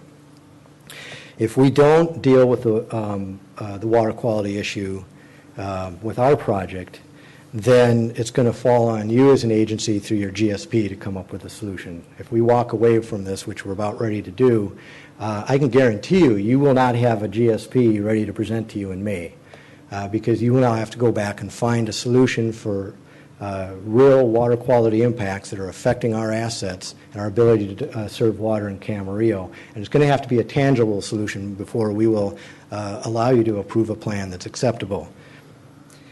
We have a TMDL issue, and again, the longer we wait, the more burden we're placing on the city. We're already taking on a financial burden, a $50 million investment. We're also taking on a risk burden and I'll talk a little bit to the reopener. As we take that on, it creates more risk for us. We now have a time burden where we are being, in order to not violate the time schedule order that's been imposed through the TMDL, we have to deliver a project in 2 years. the time or schedule contingency that we have is gone. If we don't get started now there's pressure on the city to deliver an unrealistic project on an unrealistic schedule. That's just one more burden falling on us trying to deal with solving a regional problem. If we back away from this, that's going to fall on the county. The need to address the TMDL will fall on the county, on the GMA, and the stakeholders within the Cayugas Creek watershed. And they'll have to invest in a new TMDL. The last one cost $2 million just for the plan. And they're going to have to identify real solutions that we're willing to take the lead to solve. So, again, our $50 million investment is going a long way to address a regional item with a deadline. Finally, the discussion about providing a benefit to the agricultural users in and around Camarillo. This project will help to provide a high-quality recycled, low-cost recycled water source, and I'll speak a little more to that later in the presentation. But let me start going through some of the issues that have come up since your last meeting. And the reason for hearkening back to the letter that you received, the reason for the tone, the frustration, is we've been working at this for, really we started 15 years ago with our first round and gave up, and then started up again 8 years ago. And we've been working with you and expending a lot of time, effort, and money to get to this point. And yet, for the first time at your last meeting, that was the first time we actually heard some positive remarks from the board, recognizing that this is not only a local project with local benefit, it's a regional project with regional benefit. You complimented the project. And prior to last meeting, every other meeting, it was just get more homework, more issues need to be dealt with. And we walked away a month ago with a real sense of optimism. We, for the first time, heard the support that we had been waiting 8 years to hear, and we got the sense that you were looking to take action today for us to be able to move forward and get started on this project. The backsliding started after that.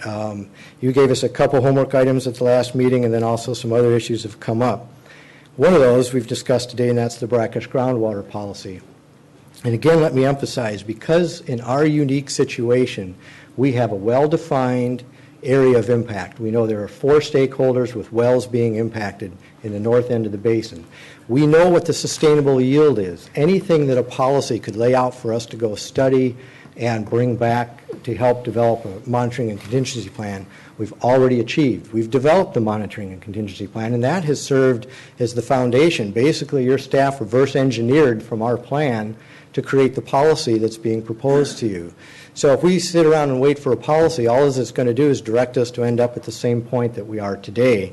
And quite honestly, a 2-month delay, there's a very high probability the city won't be here to discuss a project anymore. We'll have moved on with other options. Was discussed was what we're referring to as a reopener provision, and that is where last meeting you had asked us, I guess, to work with your staff to develop some language that protects your interests, but also protects our interests in a way that we know that we'll work together to solve any unexpected problems that could come up with our project. We're pretty close on that. We've had language going back and forth. We just received the latest draft this morning to review, and it's looking like we're very close, and within a few days, would have probably something finished. And that's the last component of the resolution that you would need in front of you to consider for our project. Basically, to summarize that, there's 3 main areas that we wanted to achieve in this reopener, and that is, one, that if there are state or federal laws, and I think that's exactly what Mr. Mulhart referred to in the last meeting, if there are state or federal laws that change and our project's not in compliance, we will have to bring our project into compliance. That's in the reopener provision. Also, if there are unanticipated impacts, that we would take your lead on how we need to modify our project to address those impacts. But the one thing we have to do is honor the monitoring and contingency plan that we've worked for a long time with your staff to develop. The whole reason for that plan was to create an objective plan based on science where we can monitor, have triggers that identify when there's a problem, and then implement solutions that have been predefined. So there's not anything left to subjective. It's all very objective and something that we've pre-agreed on. And this plan isn't theoretical. It's based on a historic condition that was out prior to the brackish mound building up over the last 20 years. We had a historic condition that was stable for decades. And under that condition, we didn't have seawater intrusion. The pressure issues that I've heard raised today about potentially impacting the main basin, we didn't see problems with that. We didn't see subsidence problems. All of that is something based on an actual condition we've witnessed before and have documentation. So this isn't some theoretical model, some prediction of what could happen. It's based on what has happened in the past. And that is why the monitoring and contingency plan is set up to make sure we don't draw the brackish mound down below historic water level so that we don't enter new territory, we don't create a new condition we haven't seen before. The discussion about providing a benefit to agricultural users in and around Camarillo, the comment earlier was that, well, maybe we need an allocation system. Quite honestly, come and get the water, please. You know what? This water is creating an impact to the city, and if somebody wants to come and take it, give them an allocation and come and get it. But 8 years ago, we asked for somebody to take the lead on a regional solution, and we waited 2 years and nobody stepped forward. So finally, the city started facilitating a regional dialogue, and we got the stakeholders together, and through time, it evolved into the project that's before you now. And so nobody else is stepping forward to solve a real problem. Again, we have 4 stakeholders in the north end of the basin that are shutting down assets, millions of dollars of assets because of an impact. And I don't understand why we would say we're not going to solve a real problem unless those that aren't investing in the program have no impact today, don't get a benefit out of this. But the reality is we took your point to heart and we were back with some good news. And that is that we did look into the suggestion that maybe we could take water from our project and deliver it to farmers at the west end of the city. That's probably not going to be realistic or feasible because we're going to be lucky at this point if we can produce water for the same price as imported water. That's too expensive. The farmers have access to lower cost water. Otherwise, they'd already be buying imported water. So it's probably a potable water source is not a practical solution here. However, on the recycled water side, so the good news is with a desalter project, not only are we improving water quality on what I call the front end, the recycled water, or the potable water end, but as that water goes through our system, gets used, then put back into our system and heads to the wastewater treatment plant, by improving the water quality at the front end, we improve the water quality at the back end. And so we already have a recycled water program in place. We have a few farmers already signed on. We plan on adding more farmers with direct deliveries at the south end of the city. And with the remaining recycled water, we're entering into an arrangement with Camarillo where they will take our water and deliver it to the Pleasant Valley County service area. That's going to happen with our project or not. Now it's a question of how high quality is that water. If our project goes forward, that recycled water we already know is a low cost or an inexpensive water source. It'll also now be a high quality water source. So our project does benefit the farmers in and around Camarillo that are not currently being impacted and are not participating in this project. We also, the discussion about having agreements in place, we will need to have an agreement with American Water, with Cayugas, with Oxnard Union High School District if we buy land from them, with LAFCO. We've met with all of those entities and we have worked out the main deal points. But as was mentioned, is that that process now to take it to the next level and start working with staff and attorneys and boards to formulate agreements is a very arduous and time-consuming process. And we're not going to burden the region to go through all that when we don't even know if we have support for our project from you. It's got to be in that order. We need your support first, and then we'll embark on all that work. And that amount of work highlights just how much we still have ahead of us to be able to deliver a project on time. So that brings me to, I guess, my summary, and that is we're looking for a couple things from you. One, I've heard you allude to, and I hope you do, provide direction to staff to agendize our project for action on a special meeting as soon as possible. If we don't get that feedback from you today, then we're probably going to be walking away from the project. Also, the City Council gave me direction that I wish my parents had given me when I was going to school, and that is no more homework. every time we've come here, we hear you comment on the project and then add extra things for us to do. If you add any more today, we're done, we're walking away from the project. We feel we've done everything we need to do to bring a solid project with all the answers to you. The only remaining is working out some slight details on a provision that we're almost complete, that is almost completed. So we're looking again for the special meeting, not to wait on a policy, and to also give direction to your staff and feedback to the city that you are ready to make a decision, up or down at this point, but make a decision. And hopefully, if you're supportive of our project, to share that as well today. So thank you very much. Be happy to answer any questions. Any questions? Mr. Borchard. Hate to be a stickler, but Mr. Fox, I've been a supporter of your project ever since I heard about it. Maybe I wasn't clear about it, but it's a shame where things have led, and I understand your frustration, and it's legitimate. Director Kelly and I were big supporters of this project, in fact, from the very beginning, and shared your frustration at the slowness of how it moved along. And trouble is, the rules have changed, and I know you guys have felt like you've made some good faith efforts to take care of it all, and I think probably you have. But this whole concept of what you're going to mention about how brackish water is combined, how is it viewed as part of the entire water balance of a basin? These are questions we should know. We need to answer. And just to be honest, if that's your answer and that's the position of the board, that's fine. We have clear direction, and we will move on with other alternatives. We're at a point where our wells are no longer able to produce the water we need at the north end of the city.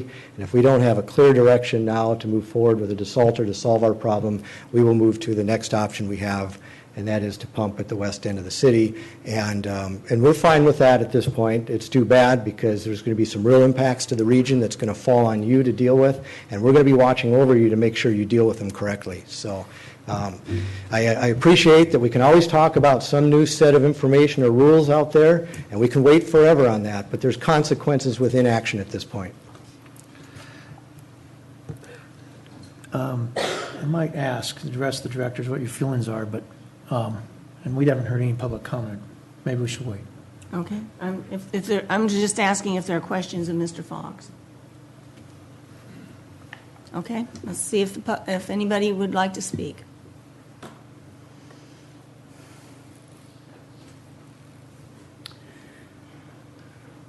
I'm Bill Little. I'm a member of the City Council of Camarillo, and I'm here simply to support and to add further substance to the fact that the City Council is really on the brink of changing directions here, because I was elected 4 years ago and joined the group of councilmen who've been waiting for this thing for now 8 years or longer.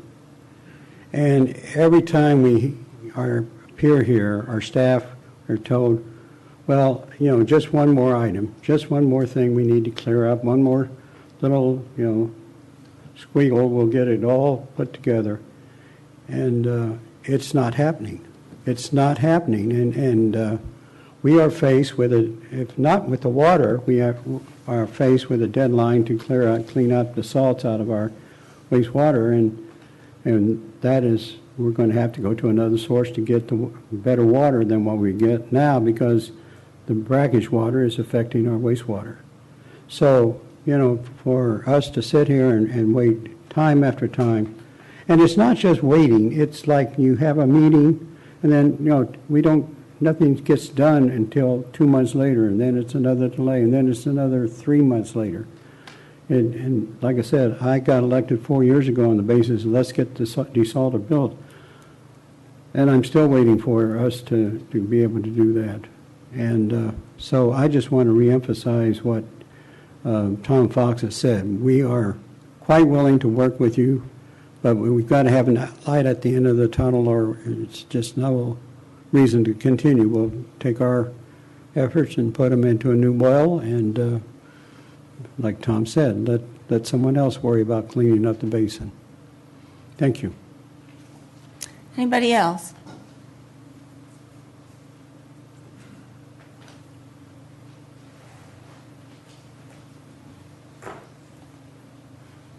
Good afternoon, Chair Craven and directors of the board. My name is Neil McGuire. I'm a member of LPUG.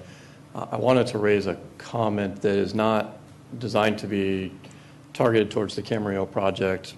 I haven't been following that project, don't know the details, but because there is a potential issue that would impact the project proposed for Las Posas, I thought it was worth raising now, which is we started out with a lot of comments from the public about wait for the GSP process to be completed because that process will establish some standards that we have to satisfy as a basin.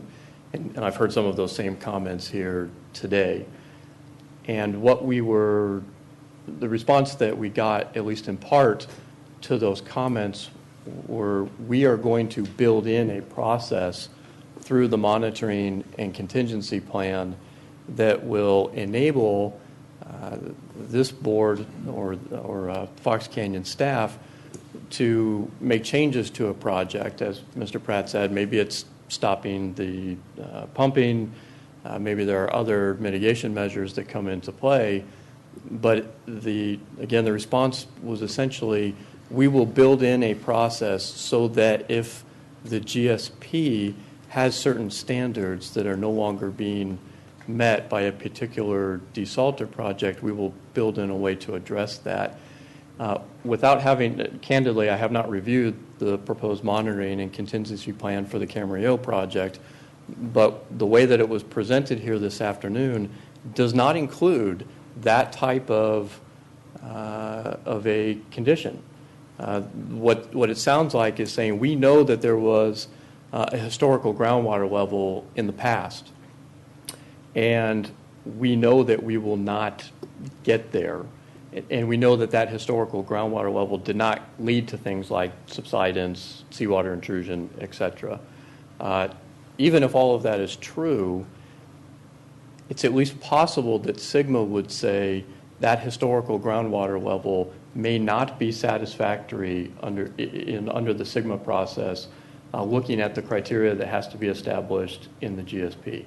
Now, it is, again, conceding that it may be perfectly acceptable for the Camarillo project to move forward on that basis. Again, this isn't an attack on that project. There may be very good technical reasons why that groundwater level suffices as a monitoring plan there. But I do think that it's a little bit concerning that if that sort of becomes an established precedent for other desalter projects, that is, again, inconsistent with what I heard in response to our comments on the GSP, which was, don't worry, we're going to, even though we're not going to stop the desalter policy until the GSP has been approved, we're going to build in a process so that the GSP's criteria will be followed in the future. There will be 5-year reviews, et cetera. We'll make sure that that criteria is being adhered to. It doesn't necessarily sound like this particular project is following that approach. Again, maybe that's perfectly reasonable for that project, but I think that even if that is the case, it needs to be noted that that is probably not a reasonable approach to be looking at from a Fox Canyon-wide perspective. So thank you very much.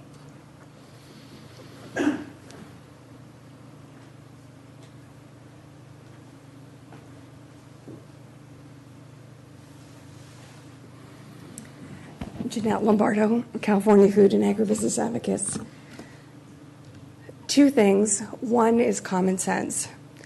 We have, and nobody's brought this up today, there is $5 million of grant money on the line that should have been returned.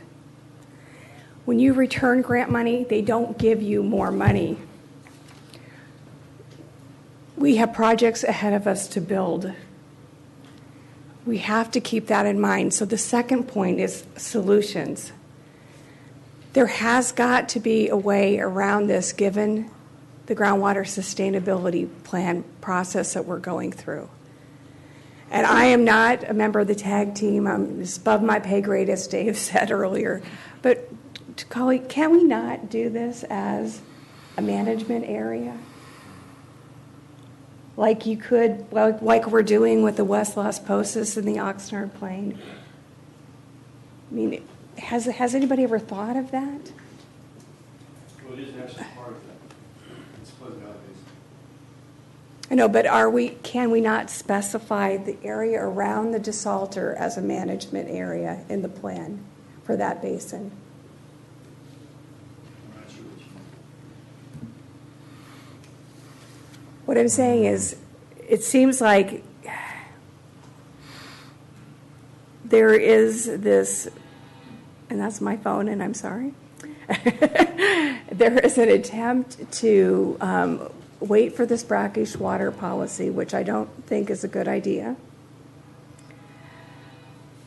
But I think there's other solutions that work within the groundwater sustainability plan that we can implement, like the management area approach. But I don't know that much about it, so I'm just offering that as to see if someone has looked into that. Thank you. That's all. Okay, anybody else?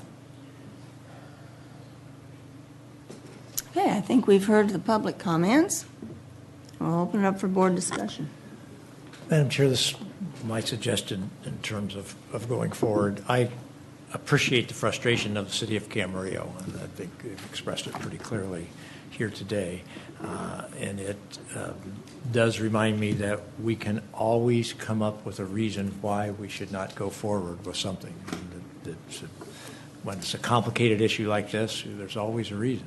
At the same time, we've earlier expressed we want to make sure we do good government and stuff. And Camarillo wants to hear a specific answer. They've got issues and grants and everything else to make a decision on. I think the best thing for us to do is for, number one, it would be healthy for us to express general support. I support the Camarillo project. I think it's a good regional project to go forward. I also support the idea that we should have the brackish groundwater policy at the same time, and that we should have these details figured out. We can't approve the Camarillo project today anyway. There's still details to figure out.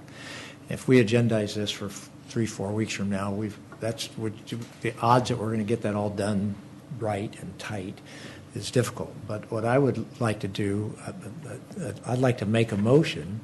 I'm not going to make the motion right now, but this is a motion I'd like to throw out for entertainment, and that is that we vote, and hopefully unanimously vote, to tell Camarillo and to tell our staff we are going to vote up or down on the Camarillo project in September, and we're going to vote up or down on the brackish groundwater policy in September. The reason we don't have the brackish groundwater policy is that people have thrown up some other, what about this and what about that? And that's all healthy, the stakeholder involvement, but the stakeholder involvement can always throw another curve and another curve, and you get there.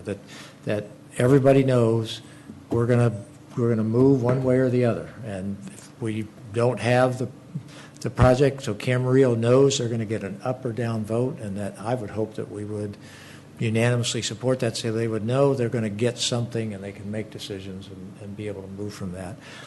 And that would let staff know if we all collectively want this regional solution, then we want to try to do everything we can to try to make this work. That's not what Camarillo said is acceptable to them, but that's what I think is the best policy that we could come up with now to make sure that we don't, at the last second, rush it for the difference between 3 or 4 weeks, rush to try to get this done. But I'm ready to vote yes or no in September on both of those things. And so I'd like to hear what other people think before I make that as a motion, as out of respect for the other directors. Comments? Mr. West? I agree that the city is entitled to an up or down vote. I support the project as well. I don't necessarily think it's imperative to link it to the brackish groundwater policy. Irrespective of the policy, their plan will stand or fall on its own. And I don't know that we're rushing if we do it after 8 years, no matter what we do, but I didn't hear, I know, Tom, I know what you want. I guess what I didn't hear is absolutely what you need. Is there a hard deadline you're coming up against that would moot any action we might take if we wait till September, or? Yeah, our deadline actually was September of last year, so anything past that has just been more and more problematic for us. If what you're saying, and I heard that possibly there was a September 9th special meeting considered, are you talking about that, or are you talking about the end of September? It's actually getting down to weeks make a difference. If you can agendize this for September 9th and be willing to consider both items at that point, we'd be willing to wait that long. Let me just point out, that is the day, remember we went through and scheduled a bunch of, for every month, another meeting. And then sometimes out of the blue from Aaron or whoever, we get a message saying, oh, the meeting's been canceled, but it was a special meeting. So that is the day that we had set aside as the special meeting in September. Thanks, Tom. Jeff, is that enough time for you to do what you need with respect to the brackish policy and the city?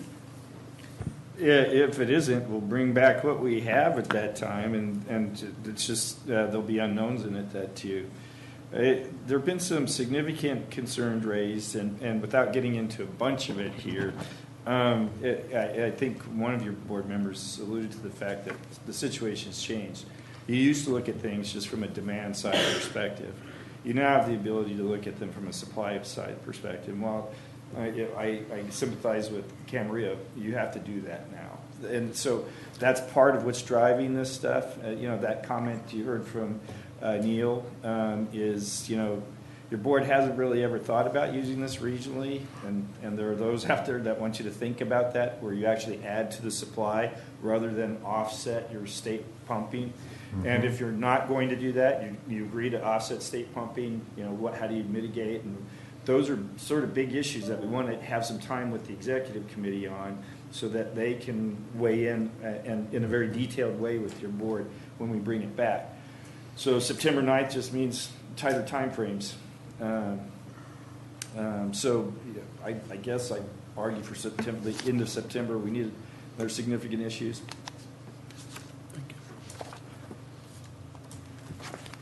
you.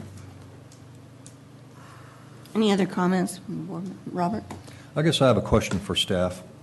One thing that over the years, as I've sat out there in the audience and listened to this, I have not heard addressed or questioned, answered. This project, and while I do appreciate what it's going to do, it does actually exacerbate our water balance problem with the way it's currently proposed to operate. The basin has a deficit of about 30,000 acre-feet a year.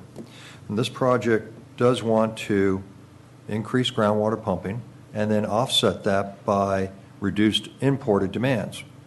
That actually does a double hit to the basin. And I understand what you're saying about you going down to historical levels and where those undesirable effects may not have any impacts. But again, how does GMA staff feel about a project that will take us in what I consider the wrong direction for getting the basins in balance with supply and demand? And can that be mitigated, or is that a negligible, so no consideration, and am I way off base? That is a struggle as far as pumping down, and what you stated is correct. They will be reducing state import water, and they will also be pumping down the poor quality water. And in talking to the state about that, Department of Water Resources, as we're preparing our groundwater sustainability plans, the concerns are groundwater quantity, but also groundwater quality is an issue. And talking to the state, they state and recognize that groundwater quality is important. So we have to weigh the balance between the groundwater quality issues versus the groundwater quantity and figure out what's best for the basin, because they said they do take those both into account.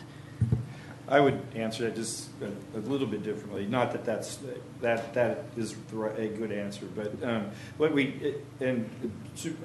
Board Member Borchard got into this. What we tried to do to build in for the unknowns is, if things change in a significant way, projects got to change. That's a significant issue with the city right now, and a threat, maybe perhaps even a threshold question for proceeding, because we as staff felt like we would need that in addition to the monitoring and contingency plan that safety valve, i.e. if the groundwater sustainability plan comes and it changes the yield or changes the assumptions or we got something wrong, we're going to have to modify the operation of the project. We haven't gotten over that hurdle yet, to my understanding. One other question. We hear the statement in here that this is a new water source, new potable water source was referred to in the letter that came from Bill Little that's up here for us. Is it considered a new water source because there's no existing beneficial users of it? Or is it a new water source as that you're cleaning up and removing salts, and that's why you're considering it a new water source? Where's the definition of new water source and how it relates to this letter and your project?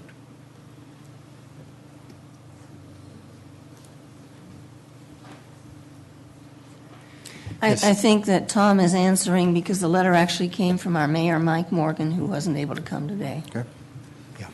Yeah, it's a new water source in the sense that in the brackish water aside, in the basin right now, everybody else is tapping into the rest of the basin and extracting from it. This brackish water mound, nobody has used, nobody's tapped into it. It's not something that, other than the few wells that are already there and are now being shut down because they're no longer able to produce adequate water. So it's a mound of water that nobody has access to and nobody is going to use except to clean up a problem. We would be delighted if somebody would come in right now and start pumping that water and removing and meeting the goals of, again, we got to go back to, and you weren't here for my longer presentation a month ago, but there's a salt management, TMDL, imposed on the region. And there's a recognition there's too much salt and there's a water quality issue that needs to be cleaned up to the point where there's a mandate and a time schedule order to do it.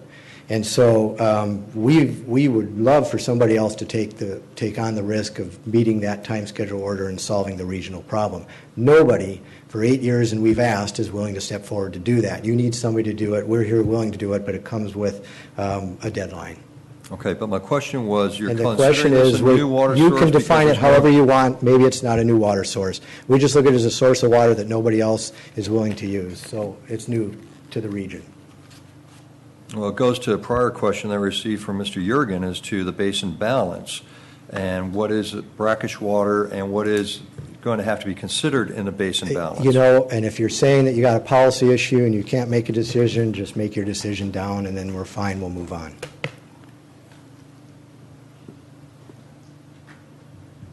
No more questions for me. Okay. More? Yes, if this was an issue of September 9th versus September 28th of just how hard staff works on it, I would have no problem saying, work hard on it, staff, and be back September 9th. It's the difference between 7 weeks from now and 10 weeks from now. Okay. And I guess the question that I have, but the problem is staff doesn't get to just work and figure it out. Staff has to work with and negotiate with other people, correct? Right. We do, and we're down 2 staff members right now. Normally, staff members who would be working this. And so you're somewhat at the mercy of the other people that they have to negotiate with, Yes. et cetera. So I think the best that I could do in terms of this is, believe me, if they come back with this and we hear that the water is going to, potentially, I think I've heard this before, it could potentially be almost an exporting of water. Am I correct there? It could, and the issue's been raised about where the water, we don't know, and so it could be.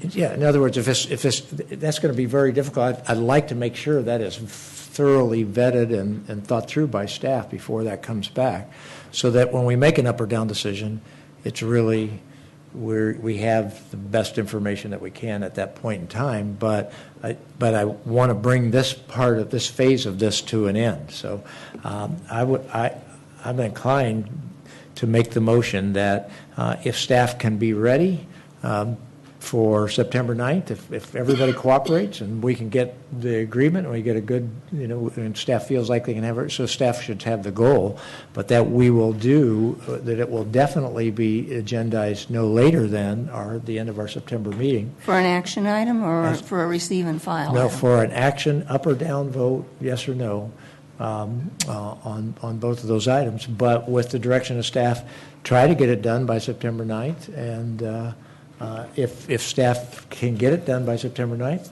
agendize that, let us know. I think you have to let us know by about the end of August, right before Labor Day, let us know, and we'll come in for that hearing. But that's what I think, by just adding it all up, that's what I think is the best public policy decision for us to make at this point in time. I appreciate they're on a deadline. They were on a deadline last September. They told us, and they're over, and the difference between 7 weeks and 10 weeks is and our deadline is that we have to get moving because we can no longer blend this stuff and come up with something. So we need to move. So for lack of and find a plan B. I mean, move on to a plan B and start implementing. So for lack of anything else, I would just make that motion. Could I make just a suggestion that maybe might make it easier on staff? The city has stated that the brackish policy isn't critical to them. They really want an answer on their project. What if we told staff the brackish policy part of this thing can be brought to us in end of September, but let's do a special meeting on just this Camarillo project? I believe when we originally talked about this, I believe that what we had board members saying, the brackish policy was important for us to have that before we start approving these desalter projects. And it strikes me that there is a lot of consistency in terms of good government for us to have our brackish policy in place as we are talking to somebody about a $50 million project that's out there. So go ahead. Well, there will be for the Camarillo project, although it's been stated that they feel the policy's been fully developed. There's stuff around the edges in the policy that are going to affect them, like what do you want to do about replenishment fees with this project, for example? And you may need to know about the agreements to know what you want to do about replenishment fees. There's a number of things, whether or not it should be a regional project or should be an individual project. That there's a number of things in the policy that we could try to tease out, deal with separately, and bring back. But one reason to do the policy at the same time is that it's all encompassing. At least we hope to. So that's what I see as the advantage. So if we can do them both, that is the ideal. I mean, that would be the best way for us to go forward. So, not hearing any better idea. If staff thinks that's a good idea, What's that? If staff thinks that's a good idea, then I'm okay with that suggestion. But okay. You guys know where I stand on the policy. I don't think we should be doing it. So I'll just make the motion that we direct staff to come back hopefully September 9th, but no later than September 28th. Is that the date? September 28th. With this item agendized as an action item for a up or down vote on the Camarillo project and the groundwater brackish policy. So not the earlier date, but September.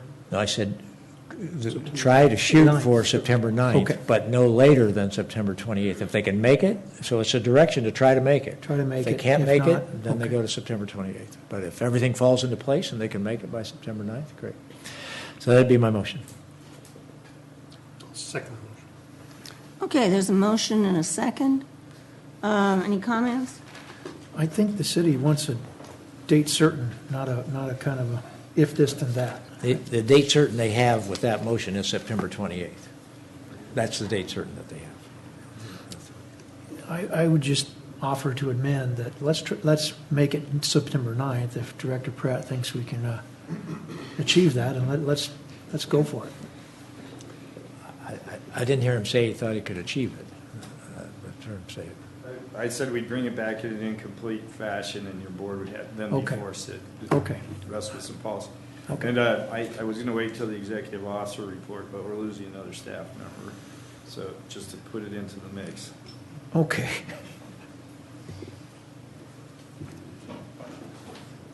Okay, any other comments?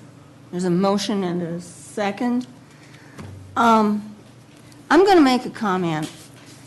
The first time we heard about this or the first time I heard about it as a board member was June for all of the agreements being buttoned up.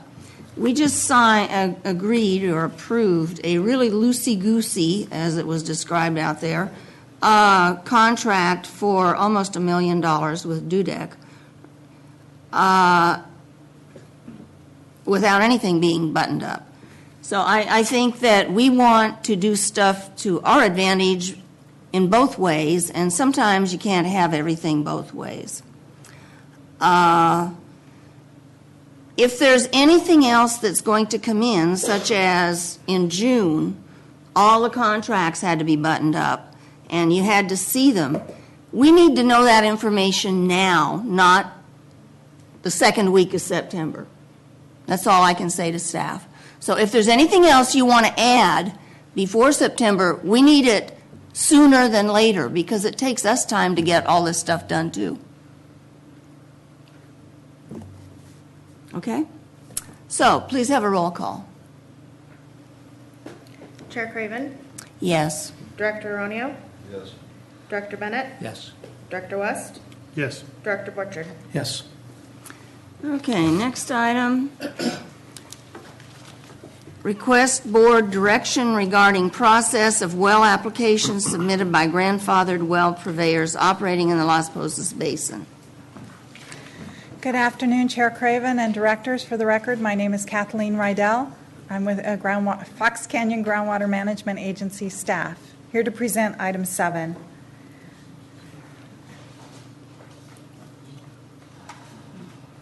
The agency has received applications for 2 backup wells. These applications are from grandfathered water purveyors operating in the West Las Posas Basin.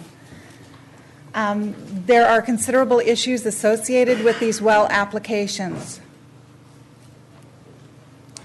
Land within the service areas of both of these grandfathered water purveyors have been developed in the outcrop and expansion area after June 30th, 1988. That date is significant in that it was set in 1987 that there would be no further planting and irrigation of new crops in the outcrop and expansion area after June 30th, 1988. That was established with the adoption of Ordinance 4.0. That date has continued through the different versions of Ordinance 4 and then is currently in Chapter 4 of the Ordinance Code. The application, so jumping forward, and in the staff report is a lot of the issues and concerns associated with noncompliance and how it doesn't fit the Ordinance Code currently, and that at present the executive officer cannot make the finding based on current conditions. However, the applications did go to the executive committee last Friday on July 15th, 2016. And the committee directed staff to work towards an interim solution so that a permit could be issued with conditions such that the backup wells could be permitted and address the concerns. So going forth from that discussion at the executive committee, a number of possible conditions were discussed and mentioned, and so I bring forth to you some of those possible solutions or conditions that were suggested and that would be maybe for your consideration as you want to direct staff how to move forward.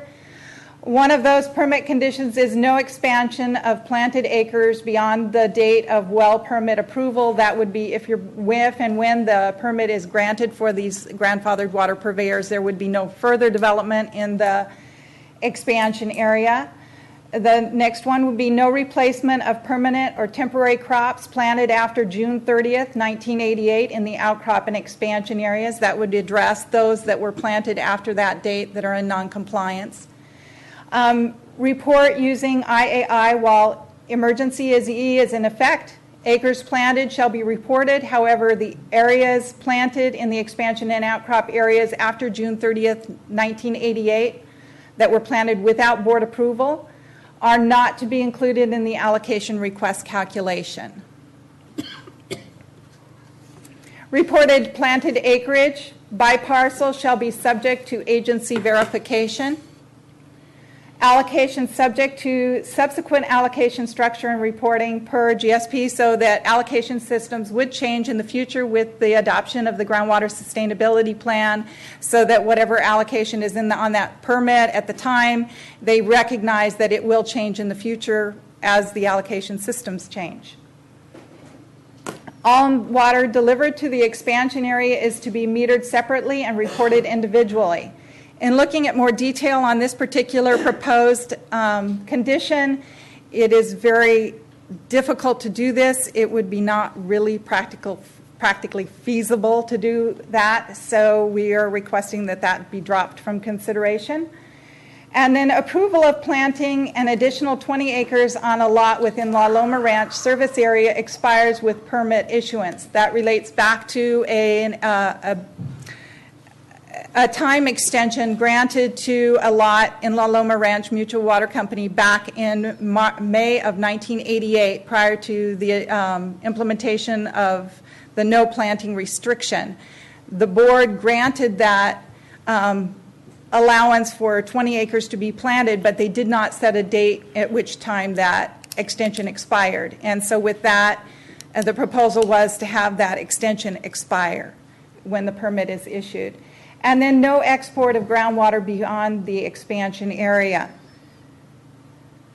So this morning we did receive from Del Norte Mutual Water Company, and following through, they attended that executive committee meeting.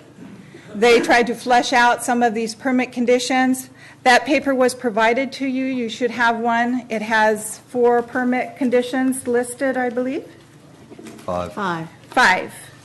So you can see their proposed permit conditions that may be put on these well permits, should they be granted.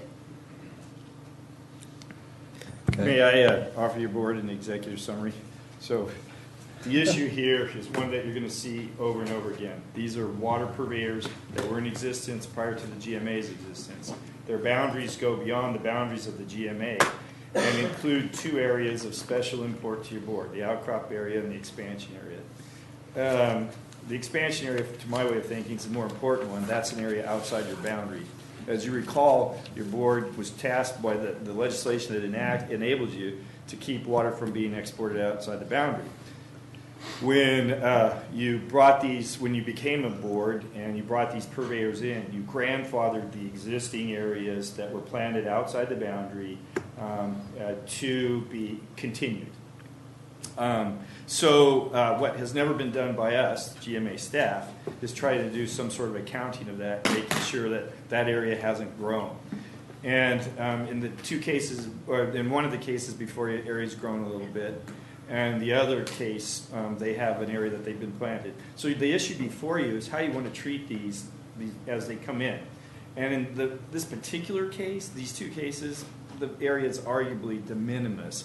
But you'll be faced with other purveyors that have much larger areas. And in fact, I'll remind your board, you put a fine on one to the tune of $500,000 when they took water outside the agency boundaries one time. So this, while it seems, I think you can condition these very easily, and those conditions are probably appropriate. I think the conditions include no more planting. We'll let the planting go as it dies. There won't be, and we won't be taking water outside. And so for the interim, let us use another thing that the ordinance says is no irrigation allowance or efficiency use outside. But we're going to let that continue until we get an allocation system for these, and then they'll switch to the allocation system. So that's sort of the list of conditions, and it looks a little bit confusing, but that's really the issue. It's the expansion area and the growth out there that has been occurring out there, and the fact that you're going to have to deal with this with a number of other water agencies in the future. Question. Steph has you have all those potential permit conditions outside of the one that you now say you don't think is practical or feasible that you pulled off. Do you think those others are? I know you didn't actually recommend. Maybe you recommend the others. I haven't seen the letter, so Tully's saying yes. The 5 that came in, I guess they came in from these 5 or all of the ones that you had up on the PowerPoint. That's what I want to know. To be perfectly honest, I think they've done a much better job of writing them as conditions for the well permits, much better than the recommendations that we briefly outlined here. So these cover the same thing? This is now what staff recommends? Correct. With one exception, we would have to add the requirement about the 20 acres to expire in La Loma Ranch. Okay, so that with that. I would like to also add the requirement that staff can verify when they report their irrigation, their for efficiency allocation, that staff should verify the planned or irrigated acres. Great. Okay, good. You would do Any other- that through GIS or mapping? Yes, through aerial photos and GIS. Any other questions, Robert? Can you go back a couple slides? Go to your possible permit conditions, the first one. On there, on the third line down, report using IAI while emergency E is in effect. For the area that is outside or in the expansion or outcrop area, if you're not going to have them report under IAI, how are you going to get them to report? Is it going to be under historical? No. What we're asking them to do is report all acres irrigated. Okay. So everything that's irrigated, they tell us what's being irrigated, what's planted on it. However, when they go through to do their calculations, those acres that were planted not in compliance with the ordinance code be removed from that calculation. They're not going to get allocation for that area that was planted without approval. Okay. In other words, if their IAI exceeds their historical, they'll be subject to penalties, is that? No, if they do their IAI calculations, if you exceed your allocation that is calculated, they are subject to surcharges. Okay.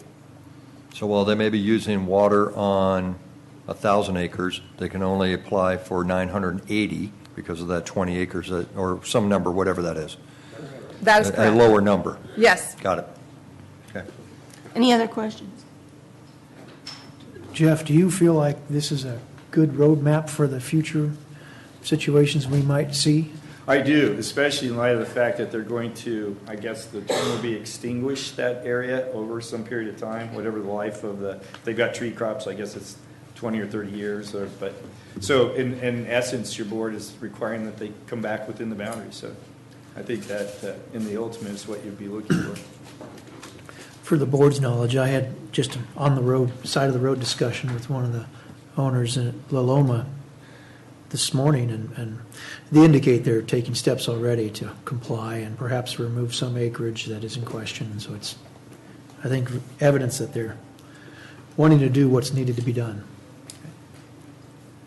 Okay. Anybody like to speak to this? Good afternoon, John Orr for Del Norte Water Company. I think this has been a fair presentation of the meeting that occurred. Ms. Cravens was there, and Lynn Mulhart, who isn't here, was there, and I thought we had a productive meeting, and I think this is a decent resolution for us. We have a very important need for the well to be permitted, and I don't see that there's any issue that any party is disagreeing on in this matter. Including the two things that staff verbally added there at the end about confirming on the IAI and the permit conditions ending. No problems whatsoever. Okay. Good, thank you.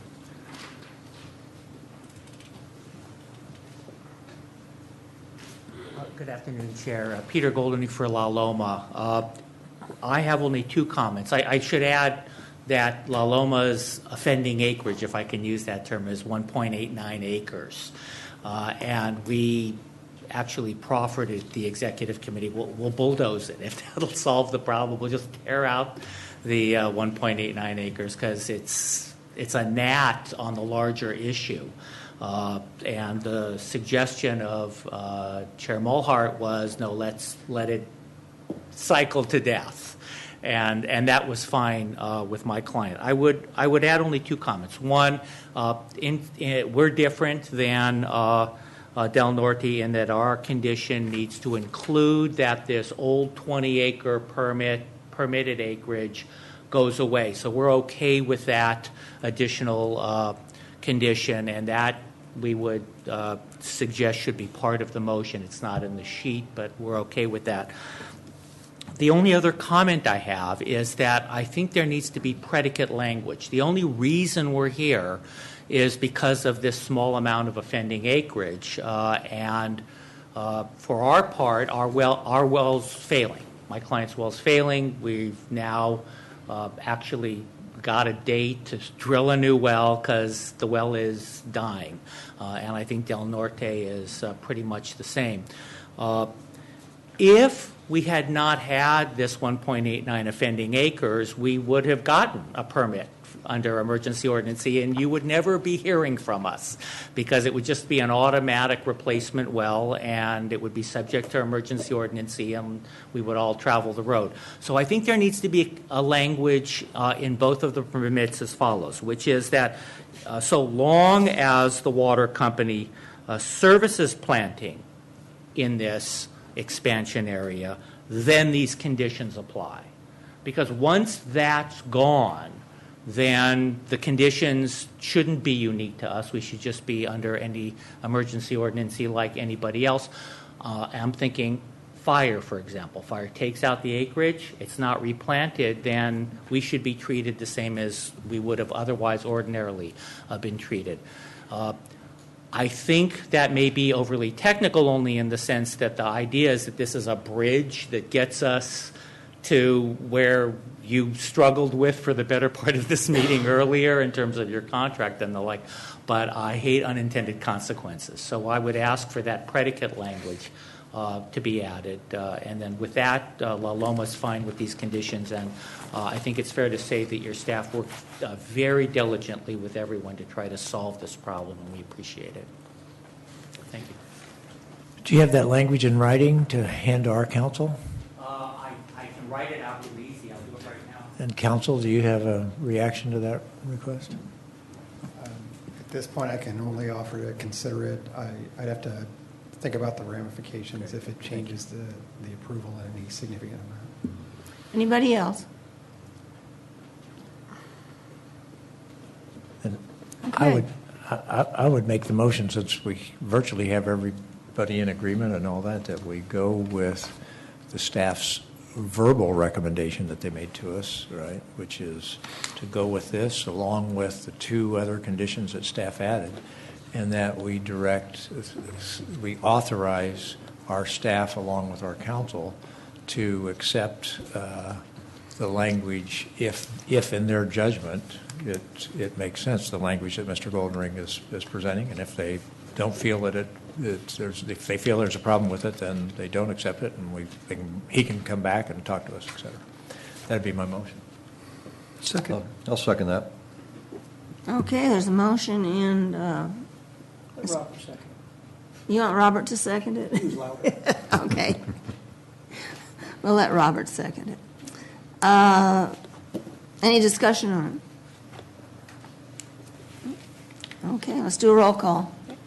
Chair Craven? Yes. Director Aronio? Aye. Director Bennett? Yes. Director West? Yes. Director Borchard? Yes. Motion carries unanimously. I'm looking for my agenda here.